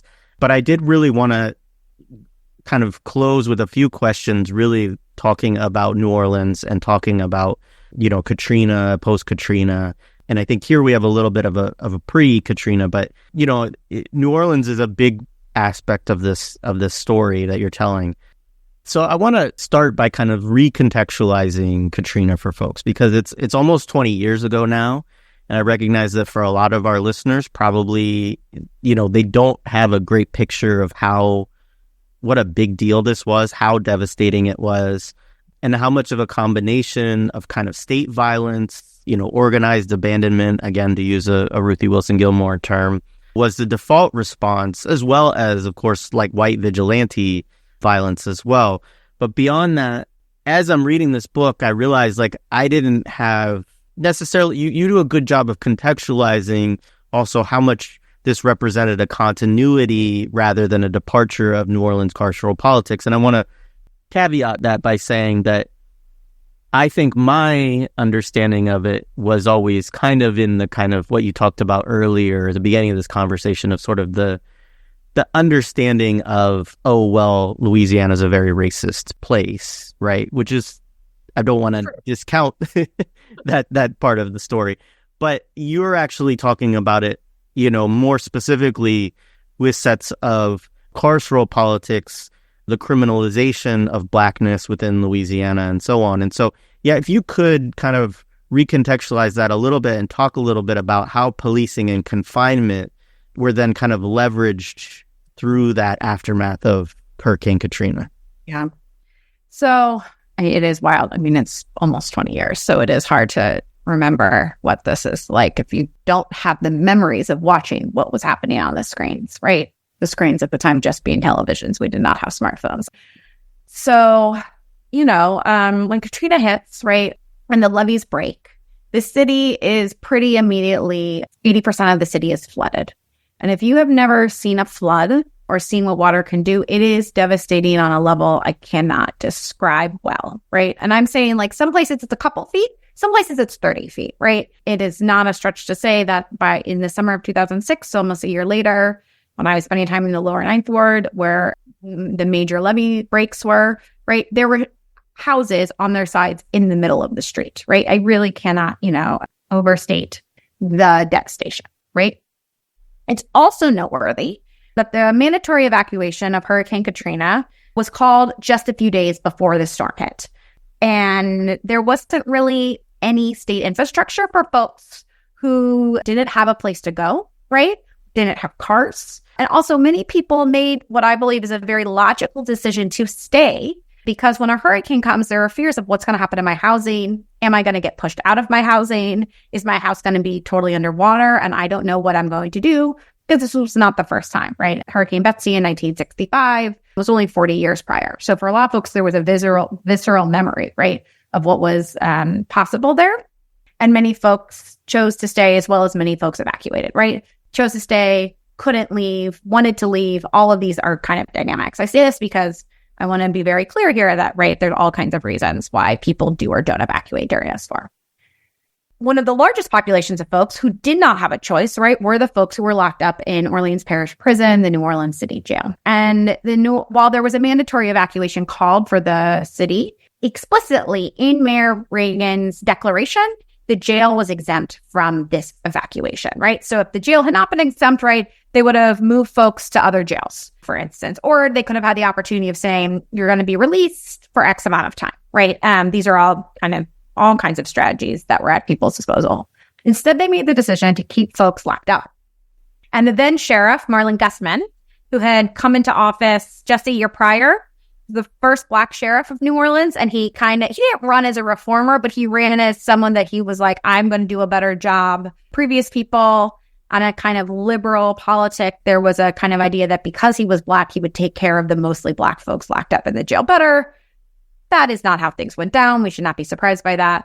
But Gusman decides to, in those days leading up to the jail, right, he can't evacuate because there's not an order for that. He chooses not to release people, but he also chooses not to get supplies. Instead, he starts making deals with other parishes who are evacuating their jails to increasingly incarcerate more folks who are further south or more directly in the hurricane's path, including a youth jail. So by the time the Katrina hits, about 6,700 bed New Orleans City Jail is overfilled to over 8,000 people, right? So this is a tremendous thing. And like many places across the city, the water starts rising. And as the water starts rising, the sheriff's deputies or the COs, right, they walk off. A lot of them walk off. They go to other floors, they hoard food, they go higher up, and incarcerated people at OPP had no one to save them but themselves, right? So there are countless stories, and you can read about this really in great detail in Abandoned and Abused, which was a national prison project of the ACLU report that was done in collaboration with a number of local organizations in New Orleans after the storm. They detail at length, right, these testimonies of folks. Some of these folks I've talked to directly, some of these folks I just have heard their stories through various media of helping people in wheelchairs who cannot escape the floodwaters, like lifting people up, helping small kids float on mattresses, breaking windows, having signs. Some people definitely escaped, right, as anyone would if the flood is coming for them. And the water is toxic, right? And people are trapped for days in the jail, right? The kind of overarching abandonment of the city that, is very famous to folks of predominantly, if not almost entirely Black poor folks on roofs, right? And being trapped, being forgotten, having the Bush administration be malignantly neglectful and slow in their movements, right, is intensified and magnified in the case of the city jail, right? Because they are not only folks who are already demonized as Black folks, right? They are demonized as criminalized Black folks, right? Overwhelmingly speaking. And then the media, right, tells all these stories, right? Nationally, it refracts, right? Oprah to Associated Press to CNN to local news outlets. I mean, the narratives of blaming Katrina survivors for what had happened to them is profound.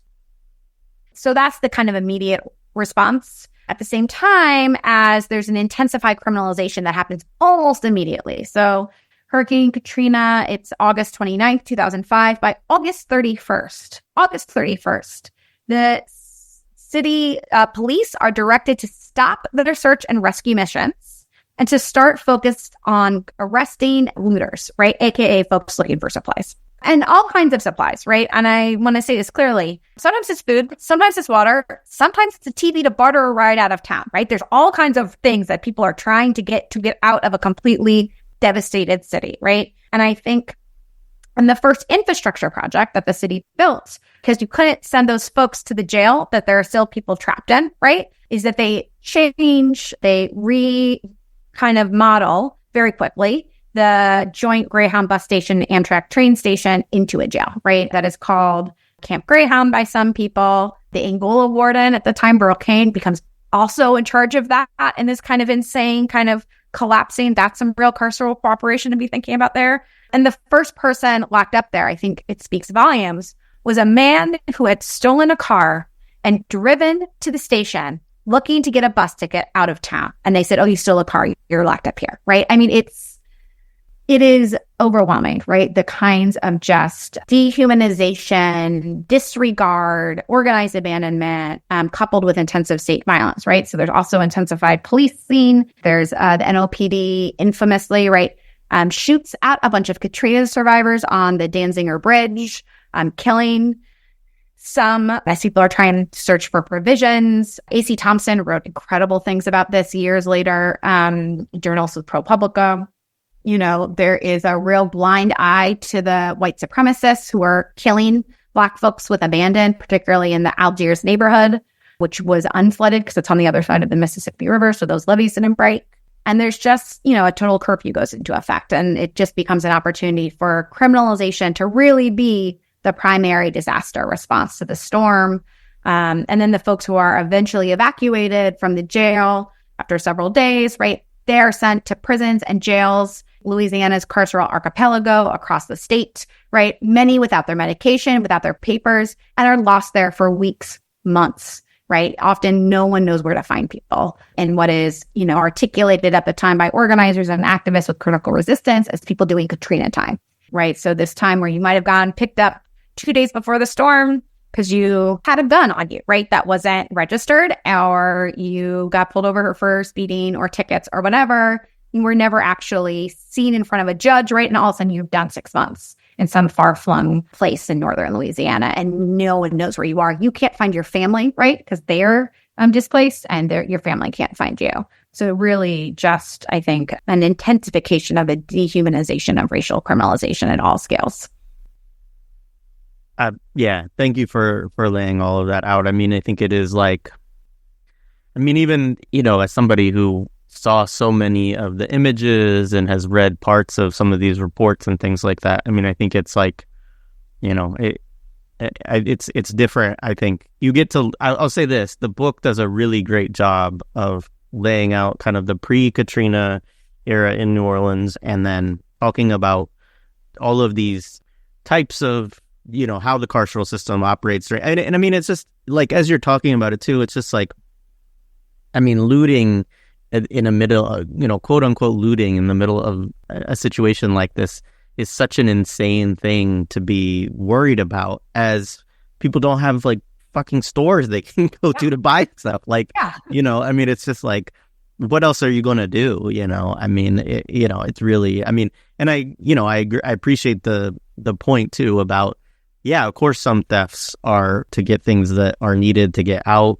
I'm sure some thefts were just thefts, but also, like, on top of all of that, people are really in a situation where they have just been left to die, and there is no infrastructure there to support, and that the state would spend all this time focusing on how to decriminalize all of this rather than trying to figure out how do we, you know, help people get out of these floodwaters, rebuild, you know, get to safety, all of those things. Yeah, I mean, it's nuts. And also, like, you know, one of the things that people forget about is like the mass criminalization of like all the people within the Superdome, and like how that those stories, you know, got projected out. Yeah, it was a wild time. Yeah. So a big part of this then is you write about a lot of the organizing in the post-Katrina environment in New Orleans, and I found these chapters really interesting.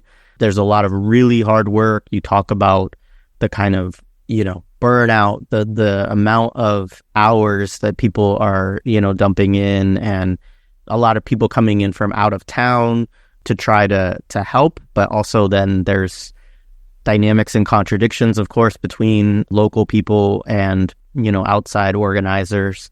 But there's a lot of great coalitional work, a lot of examples of abolitionist and other radical organizing, infusing into various types of grassroots organizing and coalitional work, and trying to galvanize folks and support people in reimagining New Orleans after the catastrophe that is Hurricane Katrina. And this is something Scott Crow, somebody I think about that talks about this. Other folks have talked about this also, of in these disaster moments when everything has collapsed, there is also this spirit among folks of, we can't continue to live this way. And so let's also spend some time imagining something better and fighting for something better. And I know there's way too much in the book for you to kind of summarize all of this here, because there's actually multiple chapters where you're dealing with this organizing in the book. I will say I haven't really read another source that goes as deeply into the abolitionist and kind of anti-carceral components of this. Like, I've seen a lot of discussion of kind of the mutual aid aspects and the things people were doing to offer up these different kind of structures of support and stuff like that, helping people rebuild their homes, things like that. But what can you say broadly about the kind of organizing that you examine within that kind of anti-carceral sphere and the type of inroads that you think it made in breaking through? Because we've talked about through this conversation kind of a carceral common sense that gets built up. And Katrina very much is like a continuation or a great example of that carceral common sense. And so what are some of the ways that this organizing kind of responds to that? So I think it's not surprising, right, that there's less of this story about organizing. I mean, it's very frustrating to me, right? So during this era, right, I mean, God knows how many books about Katrina got written and how little about all of the kinds of organizing. Some of it's about the mutual aid stuff does exist, but especially like the kind of Black radical organizing that was central to the city in these years, right, there are a few folks that touch on it, but it's not been widely discussed, right, in the same way.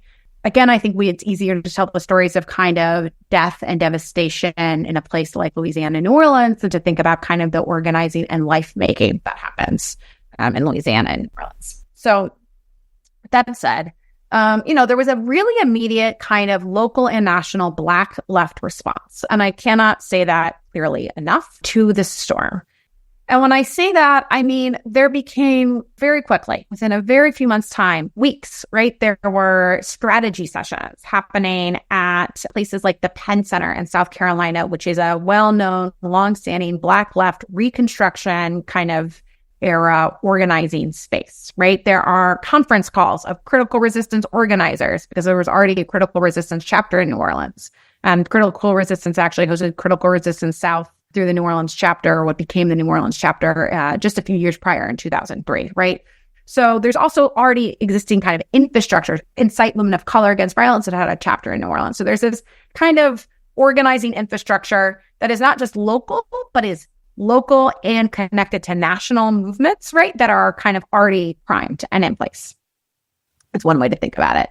And very quickly, the articulation within days, within weeks, is about thinking about the rebuilding of New Orleans, right? People saw what was coming, right? People saw that the goal was a kind of neoliberal assault on the city, a massive long-term displacement of Black folks, particularly Black poor folks, the kind of privatization that has been discussed widely about New Orleans, from the public hospital system to the charterization of this public school system.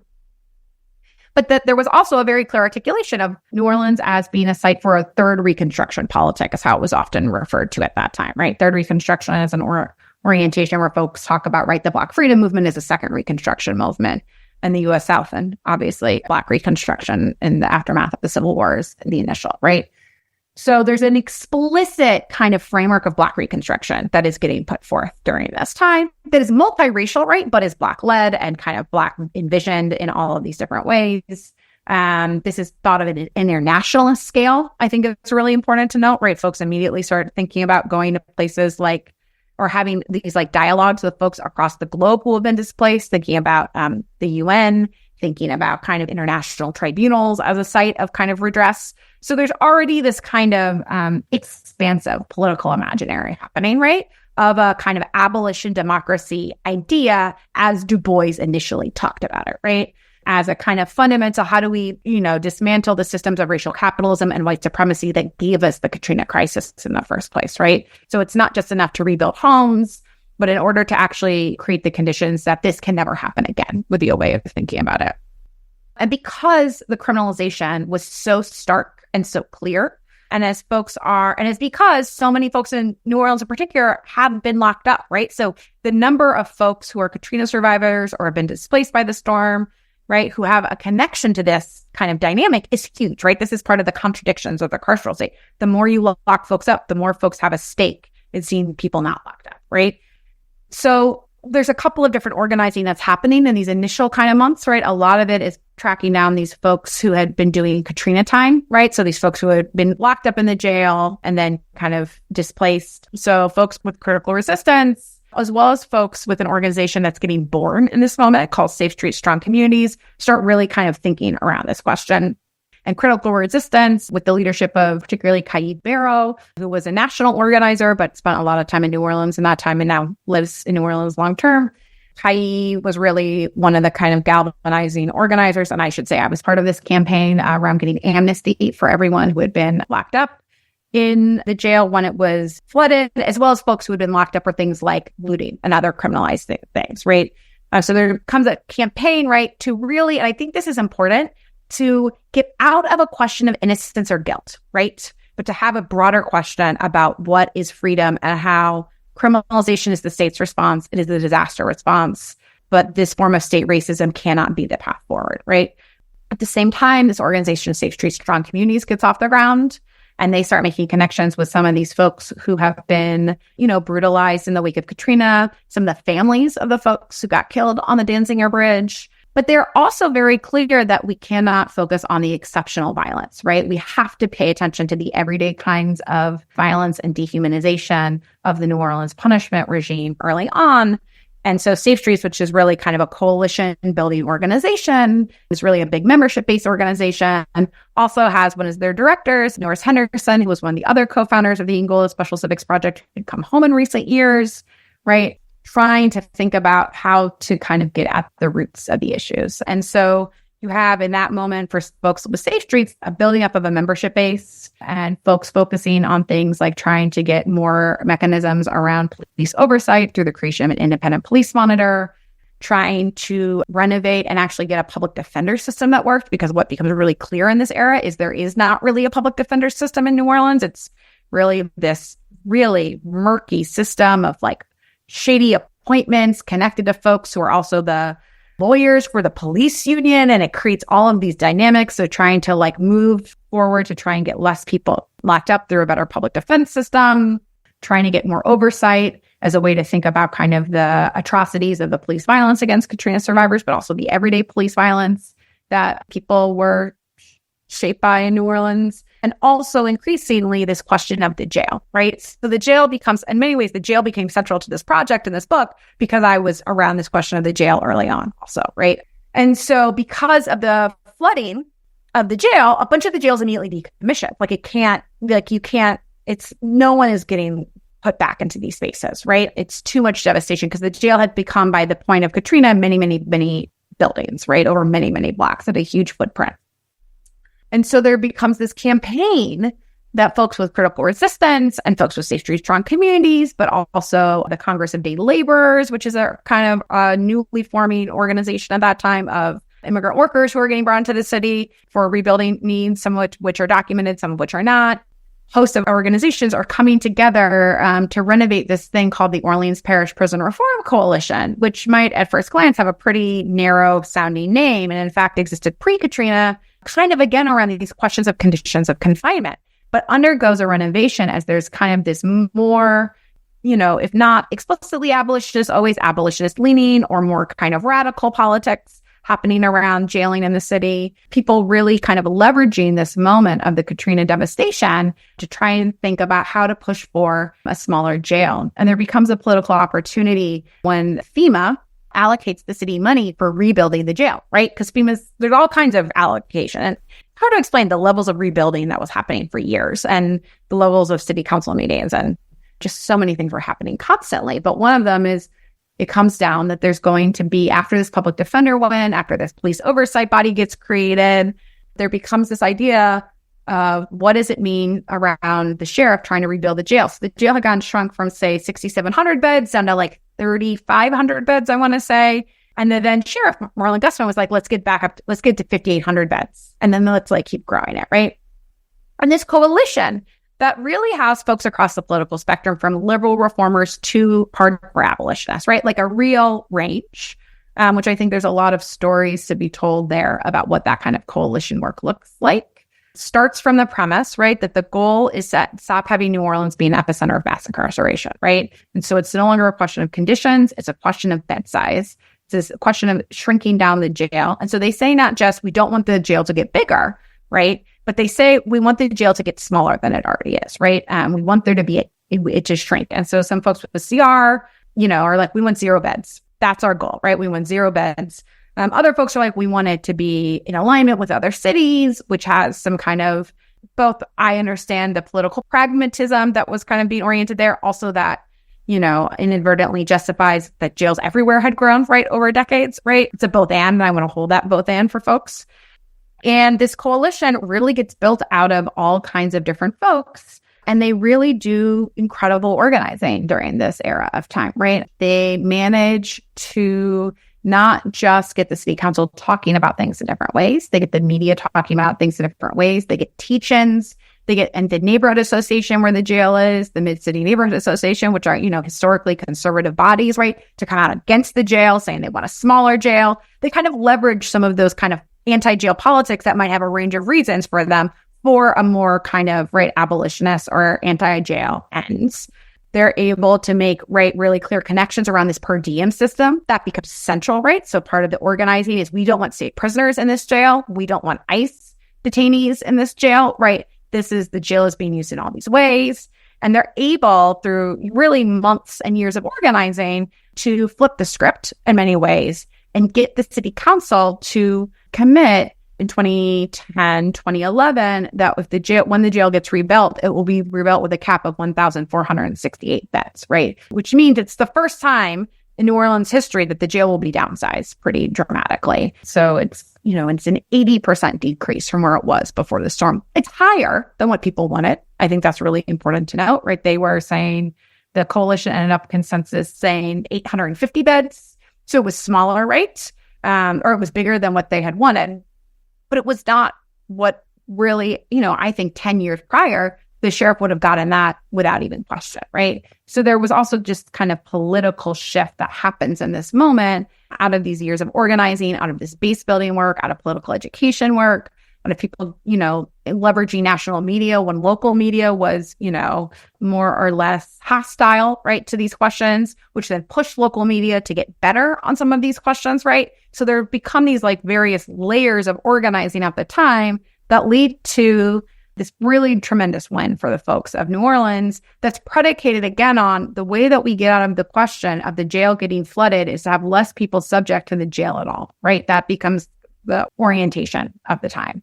And it really does some profound kind of organizing in that moment that I think in many ways, and I say this in the book, is really built upon the kind of spade work, to borrow from Ella Baker, right, of everyday slow organizing of building bases of all kinds of folks. So folks who have been criminalized, folks whose loved ones have been criminalized, folks who have been locked up, folks who haven't been locked up, but who are all kind of seeing all of the different ways that jailing, right, operates as a form of racial state violence in the city, and operates at kind of really undermining a different kind of vision for the city than when folks are trying to think about if they're trying to get out of the fundamental crises or the underlying crises that created the conditions for Katrina to be a disaster in the first place. Awesome. Yeah, thank you. And I mean, a reduction like that is not, it's nothing to sneeze at all, considering how difficult it is to leverage those kind of things. So, I think that, of course I'm for abolishing all of them, but it's like, we have to celebrate the wins that we do have. And I think it's an important one. And you lay a lot of the work that goes into that out, in the book. So I appreciate that. So this was really interesting to me. So you have this chapter and you look at two different forms of organizing, I guess, or types of organizing, sort of a pro-carceral and an anti-carceral together in this last chapter. And so I'll start with the French Quarter Management District's Security Task Force, which is this really shady, interesting kind of backroom set of meetings that, as I think I read it in the book, you're attending these meetings and observing what's going on, which is just awesome, fascinating. So talk a little bit about your experiences with that and, who these people were and like their, you talk about this in the book, like their motivations, what they're thinking, the types of connections that they're making, and maybe a little bit about what you wanted to highlight by including this in your book. Mm-hmm.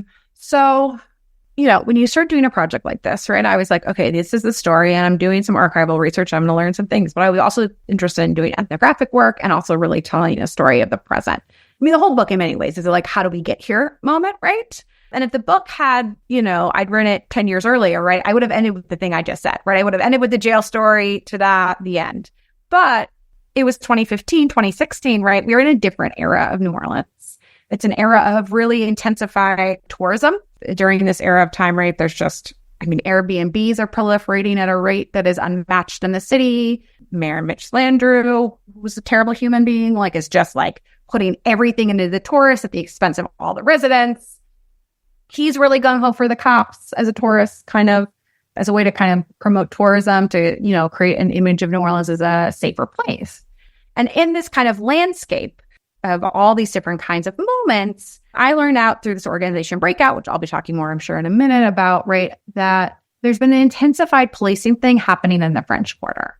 And for folks who haven't been to New Orleans, the French Quarter is small. It is like square mile, maybe, right? It's not, it's space in the imagination of Louisiana, right, is massive compared to how little it really is, right? It's probably not even a square mile. It's a mile one way, not a mile the other way. But it's been understood for decades, right, as an economic engine. So as the oil economy, right, drops, tourism comes to be seen as kind of the next thing for Louisiana. Not that there haven't always been visitors to New Orleans. It's a port city after all. There's a long history of, right, tourism around interracial sex work, for instance, right, that is long standing in the city. But there's also, right, a particular ramping up of it as cities are expected to become more entrepreneurial in kind of the neoliberal moments of the 80s, 90s, 2000s. Yeah, I just want to stop you right there because I think it's such a fascinating thing. And as you're talking about this, I'm also thinking about this story too across so many formerly colonized spaces too, of they have these natural resources and that becomes the kind of mono, kind of driver of their growth. And then as they get into these points where whether it's oil or whatever, where it's it's discovered, quote unquote, other places, et cetera. There's different, they can't control, of course, the sort of prices that things get sold at, and there's different economic forces. And then, you end up with these tourist economies too. If we talk about a lot of places within the Caribbean as well, right? And so that's just an interesting thing that I hadn't really thought about so much with regard to Louisiana, but, your book shows how that's the case. So anyways, I'm sorry, that's an aside, but that was interesting. No, it is. And I think that this is also part of, just to quickly say this is part of the ways in which a plantation logic does not have to rely on forced labor, but if plantation logic, as Clyde Woods talk about it, is about a monopolization ethic, right? Right? If there's a monopolization of the economy of oil, and then there's a monopolization of the economy based on tourism, right? This is part of the same kind of frameworks that plantation economies have always used. So also bringing in places like the Caribbean, which are also plantation economy, right, places, it all tracks in this interesting way. So New Orleans, right, which is a place where Black culture, right, jazz, second lines, gumbo, jambalaya, all of the things, right, are marketed and commodified. And Matt Sakakini has this great book about this and Black musical traditions in New Orleans called Roll With It. It's really kind of key at this time. It's been happening for a long time, but you just see this kind of new funneling of state capacity into the tourism economy as the kind of ways to prove a new New Orleans, right? And a new New Orleans that is whiter, it is wealthier, And it's to be a different kind of city, right? It's a Disneylandification. In many ways, it's parallel to, the longer histories of Times Square, for instance, right? I'm in New York City. So during this era, I find out that there's been an intensification of kind of everyday policing in the French Quarter happening. And this organization, Breakout, asks me, I'm like the person at the time who's getting a PhD, and they're like, you can research things. Would you like to go figure out what's going on? Who are these people? What's their deal? Who's behind it? And there had been some New York Times articles around this time about this guy, Sidney Torres, that like big stories, like Sidney Torres, who's like a local, like he's behind a trash company. He also like flips houses. He's a whole guy. And Sidney Torres was getting these New York Times things, being like the one-man fight against crime in New Orleans. He's privately funding his own police force in the French Quarter. Like huge articles about this guy. So everyone's like, so I guess Sidney Torres is just doing stuff, and everyone already hates Sidney Torres, so that's it. But so I started doing, some very basic research skills called Googling things, and find out pretty quickly that there's something called the French Quarter Management District, which is a business improvement district, which means that that has been created in the aftermath of Hurricane Katrina, where it's able to get a certain amount of state funding and local funding, right, to revalorize the tourism economy of the French Quarter. And they've got all kinds of different things that they do, beautification projects, trying to get in different kinds of trash cans, things like that.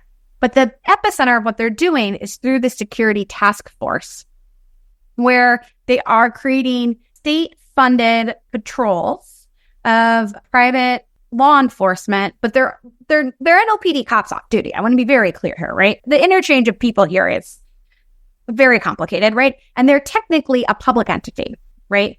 So I find out, because they're incredible, they put their meeting minutes up. They tell me when their meetings are. They're very proud of the work they're doing, right? Nothing about this is behind the scenes. They're very clear.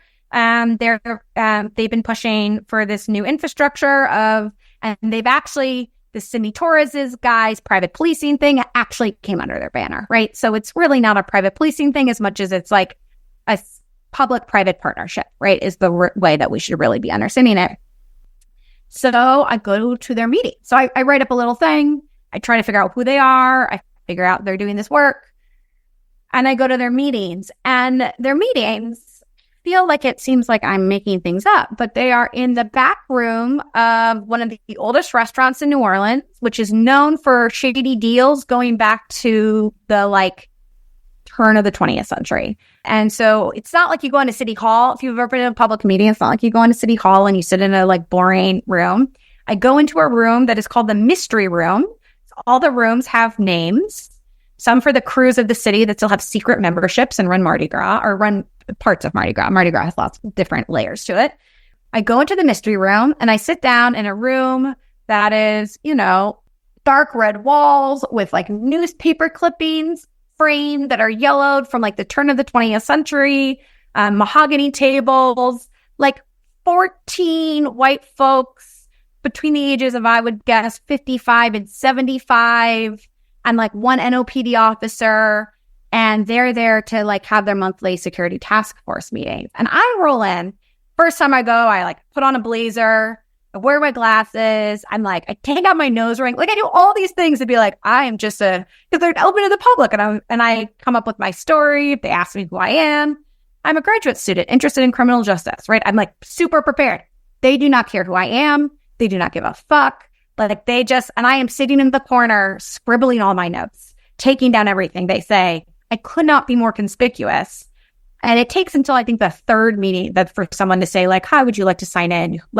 And then I just get welcomed because of my nice white ladiness, right? I'm nothing if not unintimidating.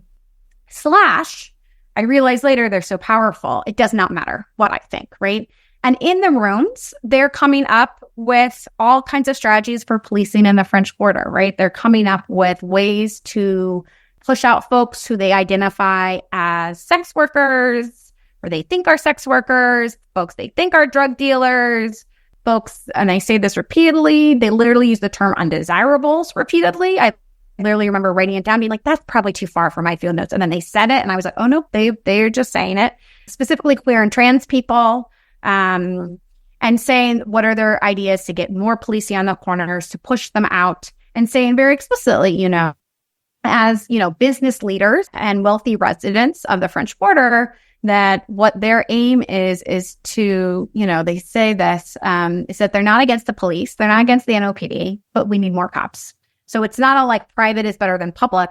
It's we just need more law enforcement saturation here. And for them, they say repeatedly, our competition between our different businesses stops when it comes to questions of crime and public safety. And they really are able to, on one hand, have enormous power, right? So there's an NOPD officer in the room always who's their liaison.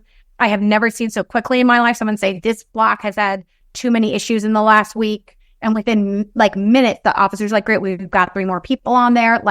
Just the quick, law enforcement is not known to be good at anything, right? And they are on it when it comes to these folks. But also people having these imaginaries of the French Quarter, which is, don't wear Mardi Gras beads and walk around drunk at 3 a.m. You'll be fine.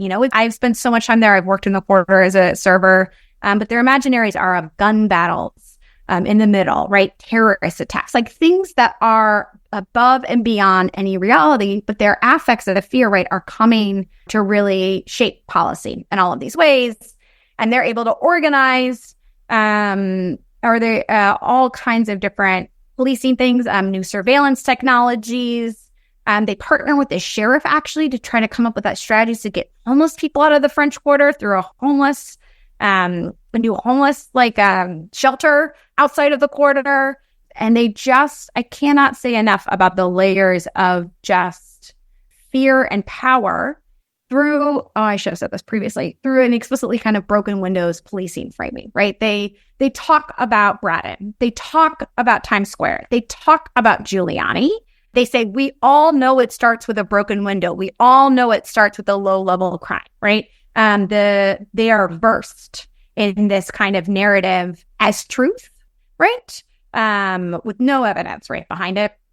And they are clear that this is what they're going to do at the same time as they are organizing during that era for, I think this is noteworthy, they're organizing for more kind of tax dollars also, right? So they're able, as part of a strategy to both increasing the policing of the French Quarter, but as a strategy that's also going to allow the NOPD to police other parts of the city.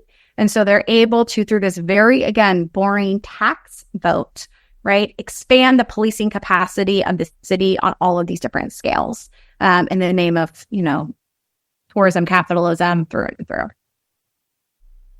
Yeah, it's just a very interesting, thing. And I think it's it seems so unusual. And yet, it reminded me when I moved back to Southern Oregon for a while and I, got involved in some stuff where, had to relate with the local school board and stuff like that.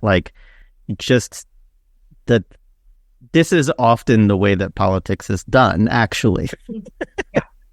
Yeah. When you actually find out, it is these, the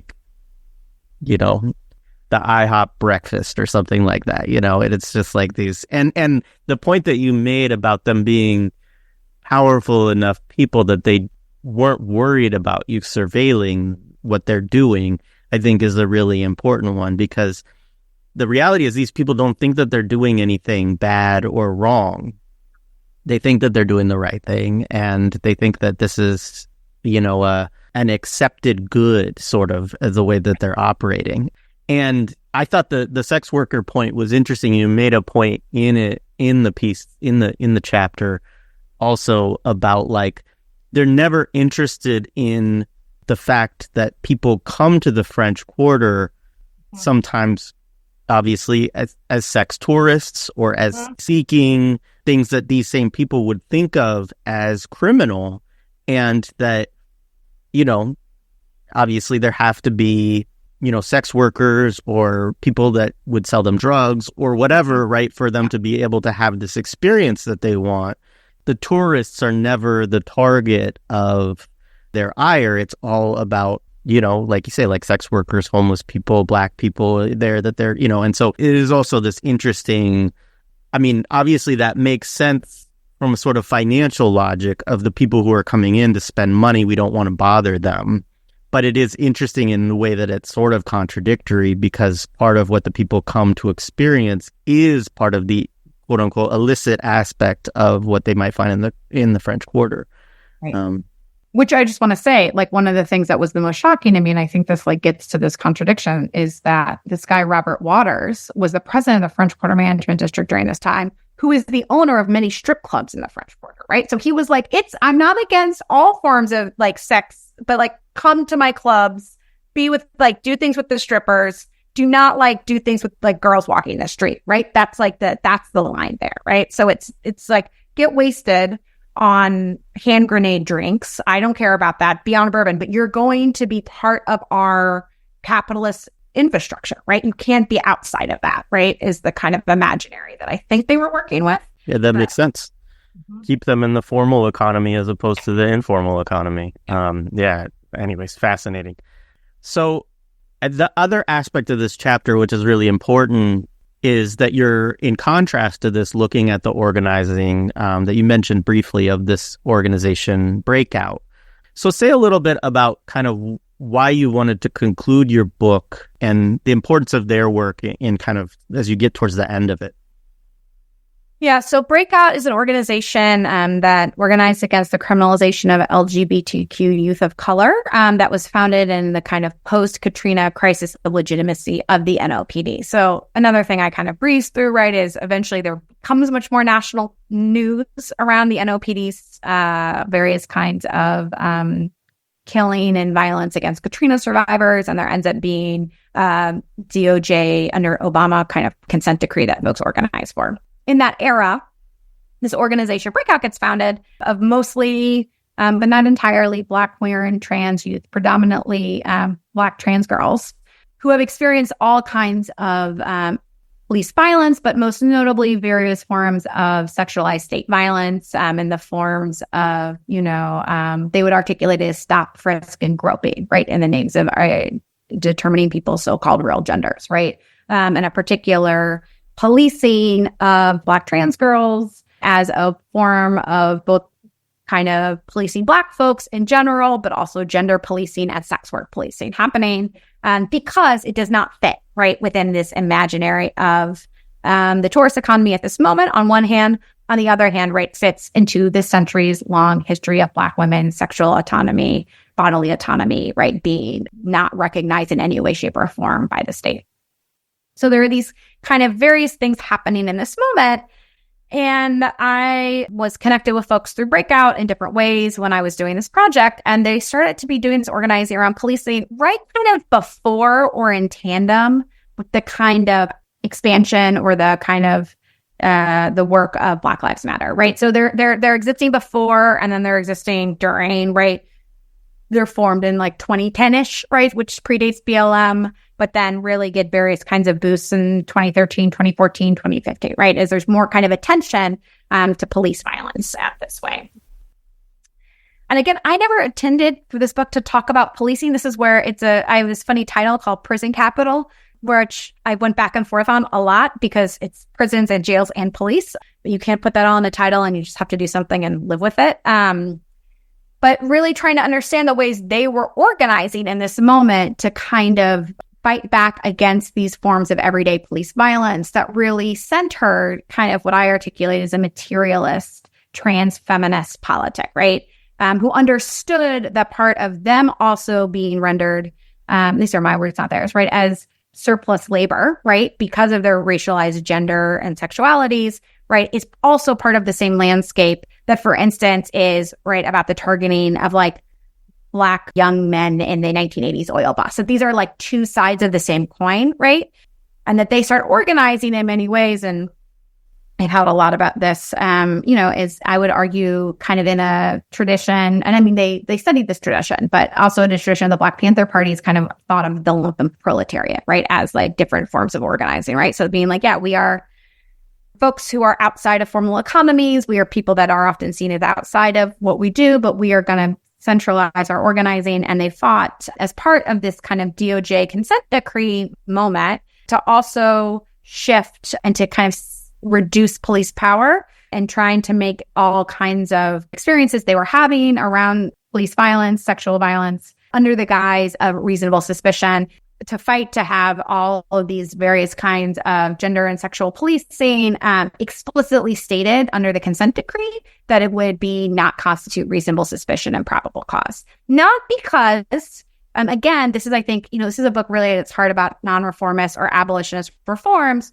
not because they thought the police could be made to be the good kinds of guys, right? But because as an organization of folks who had done, had been policed, had been arrested, many had done time in jail and prison, that they understood for all kinds of reasons, right? That they understood that these interactions with the police began at the moment that they were getting policed for their gender and sexuality, right? They got arrested because their IDs did not match their names or their presentation, right? So there are these things, right, about how gender policing works that became openings for arrest and incarceration. And so for them, there was a real question about how to leverage the federal state or the DOJ to push for local policy changes that were not about making the police better, but about, in their words, starving the beast of the penal system by preventing arrests and thus incarceration, at the same time as they had a fundamental critique of the ways in which the New Orleans neoliberal economy and the tourism economy, right, discarded them as folks, right, who had access to meaningful work, access to housing, access to education, right, all of these different things. So they were really, I think, organizing to, fight back against criminalization as a racial and gendered state project, and calling attention to, again, this kind of question of what kind of city can New Orleans be, right? What were the other paths forward? What were the other kinds of investments? I say this like a right to the city that's not just a right to the city as it is, but a right to the city as a fundamentally different kind of city or an urban sphere at a time that they're really getting pushed out in pretty profound ways. And so they did a host of organizing. It was called the We Deserve Better campaign to fight around these questions, which they eventually won in 2013, which was a real policy win that they kind of saw as a place to be organizing from. But I think it's notable that for them, they immediately saw the state come back around by saying, great, we're going to bring state troopers into the city, right? Because they're not under the DOJ consent decree. And they saw this, the ways in which the carceral state is able to kind of reorganize itself in response to organizers' demands. And I don't say that to be kind of like, oh, well, then there's nothing to be done, but to just say, like, this is something I learned from them, and thinking about then how do you adapt? How do you shift focus, right? How are you constantly on guard in these moments? Because the carceral state has so many tentacles, it has so many different ways of getting around one thing or the next. And so for me, that became a really kind of important part of the story to be thinking about as well. Awesome. Much appreciated. So obviously, as I've said a couple times throughout this, there's a lot of stuff within this book of yours that we're not able to get to today. I appreciate all that you have shared with us. I think this has been a great conversation. And I encourage people to pick it up and to read it, to get to all those other discussions that happen within it. But is there anything that we kind of totally left out that you want to make sure to highlight or close out us with, or just, maybe some like closing overall thoughts that you want to kind of share? Yeah, thank you so much. I think the thing that is maybe quietly going through the book, and I say it in moments, but maybe not as explicitly as I could have at times, is also the story of how abolition becomes the pragmatic solution, right? So there's a lot of stories over the course of this book of folks organizing. Every chapter has at least one. Some chapters have many stories of different organizations organizing in it. And I am upfront, right? Not everyone in here identifies as an abolitionist. I think it would be a totally unfair statement to make that, right? And I think people who are organizing as prison reformers or jail reformers or police reformers, what the story shows over and over and over again are how people are moved to abolition as the pragmatic answer, right? Either to identify as abolitionists or to be working in the mix of abolitionists. And I say this because sometimes there is this idea that there's just reformers and there's just abolitionists, and not that most abolitionists were reformers once, and through actually organizing and dealing with the contradictions on the ground.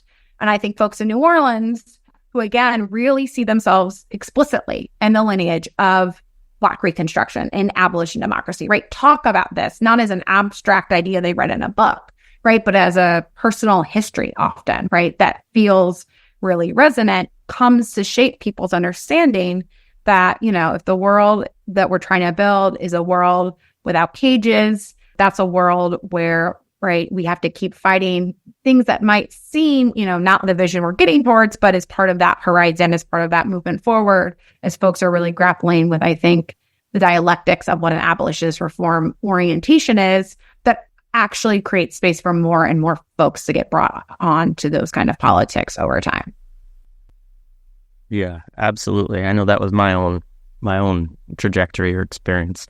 Well, thank you so much, Lydia. This has been great. Again, encourage people to go out, seek the book out, to learn more about the things that we've discussed, and also aspects of it that we didn't get to, because there's more certainly on a lot of things, but the political economy of the prison system and, things that we touched on. I think the one thing that probably we didn't touch on as much that does have some significant discussion in it is the kind of policing and carceral politics of kind of the sheriff systems, and in particular looking at New Orleans in the decades prior to Katrina.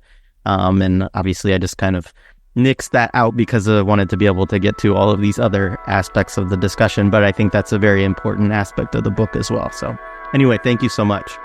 Thank you, Jay.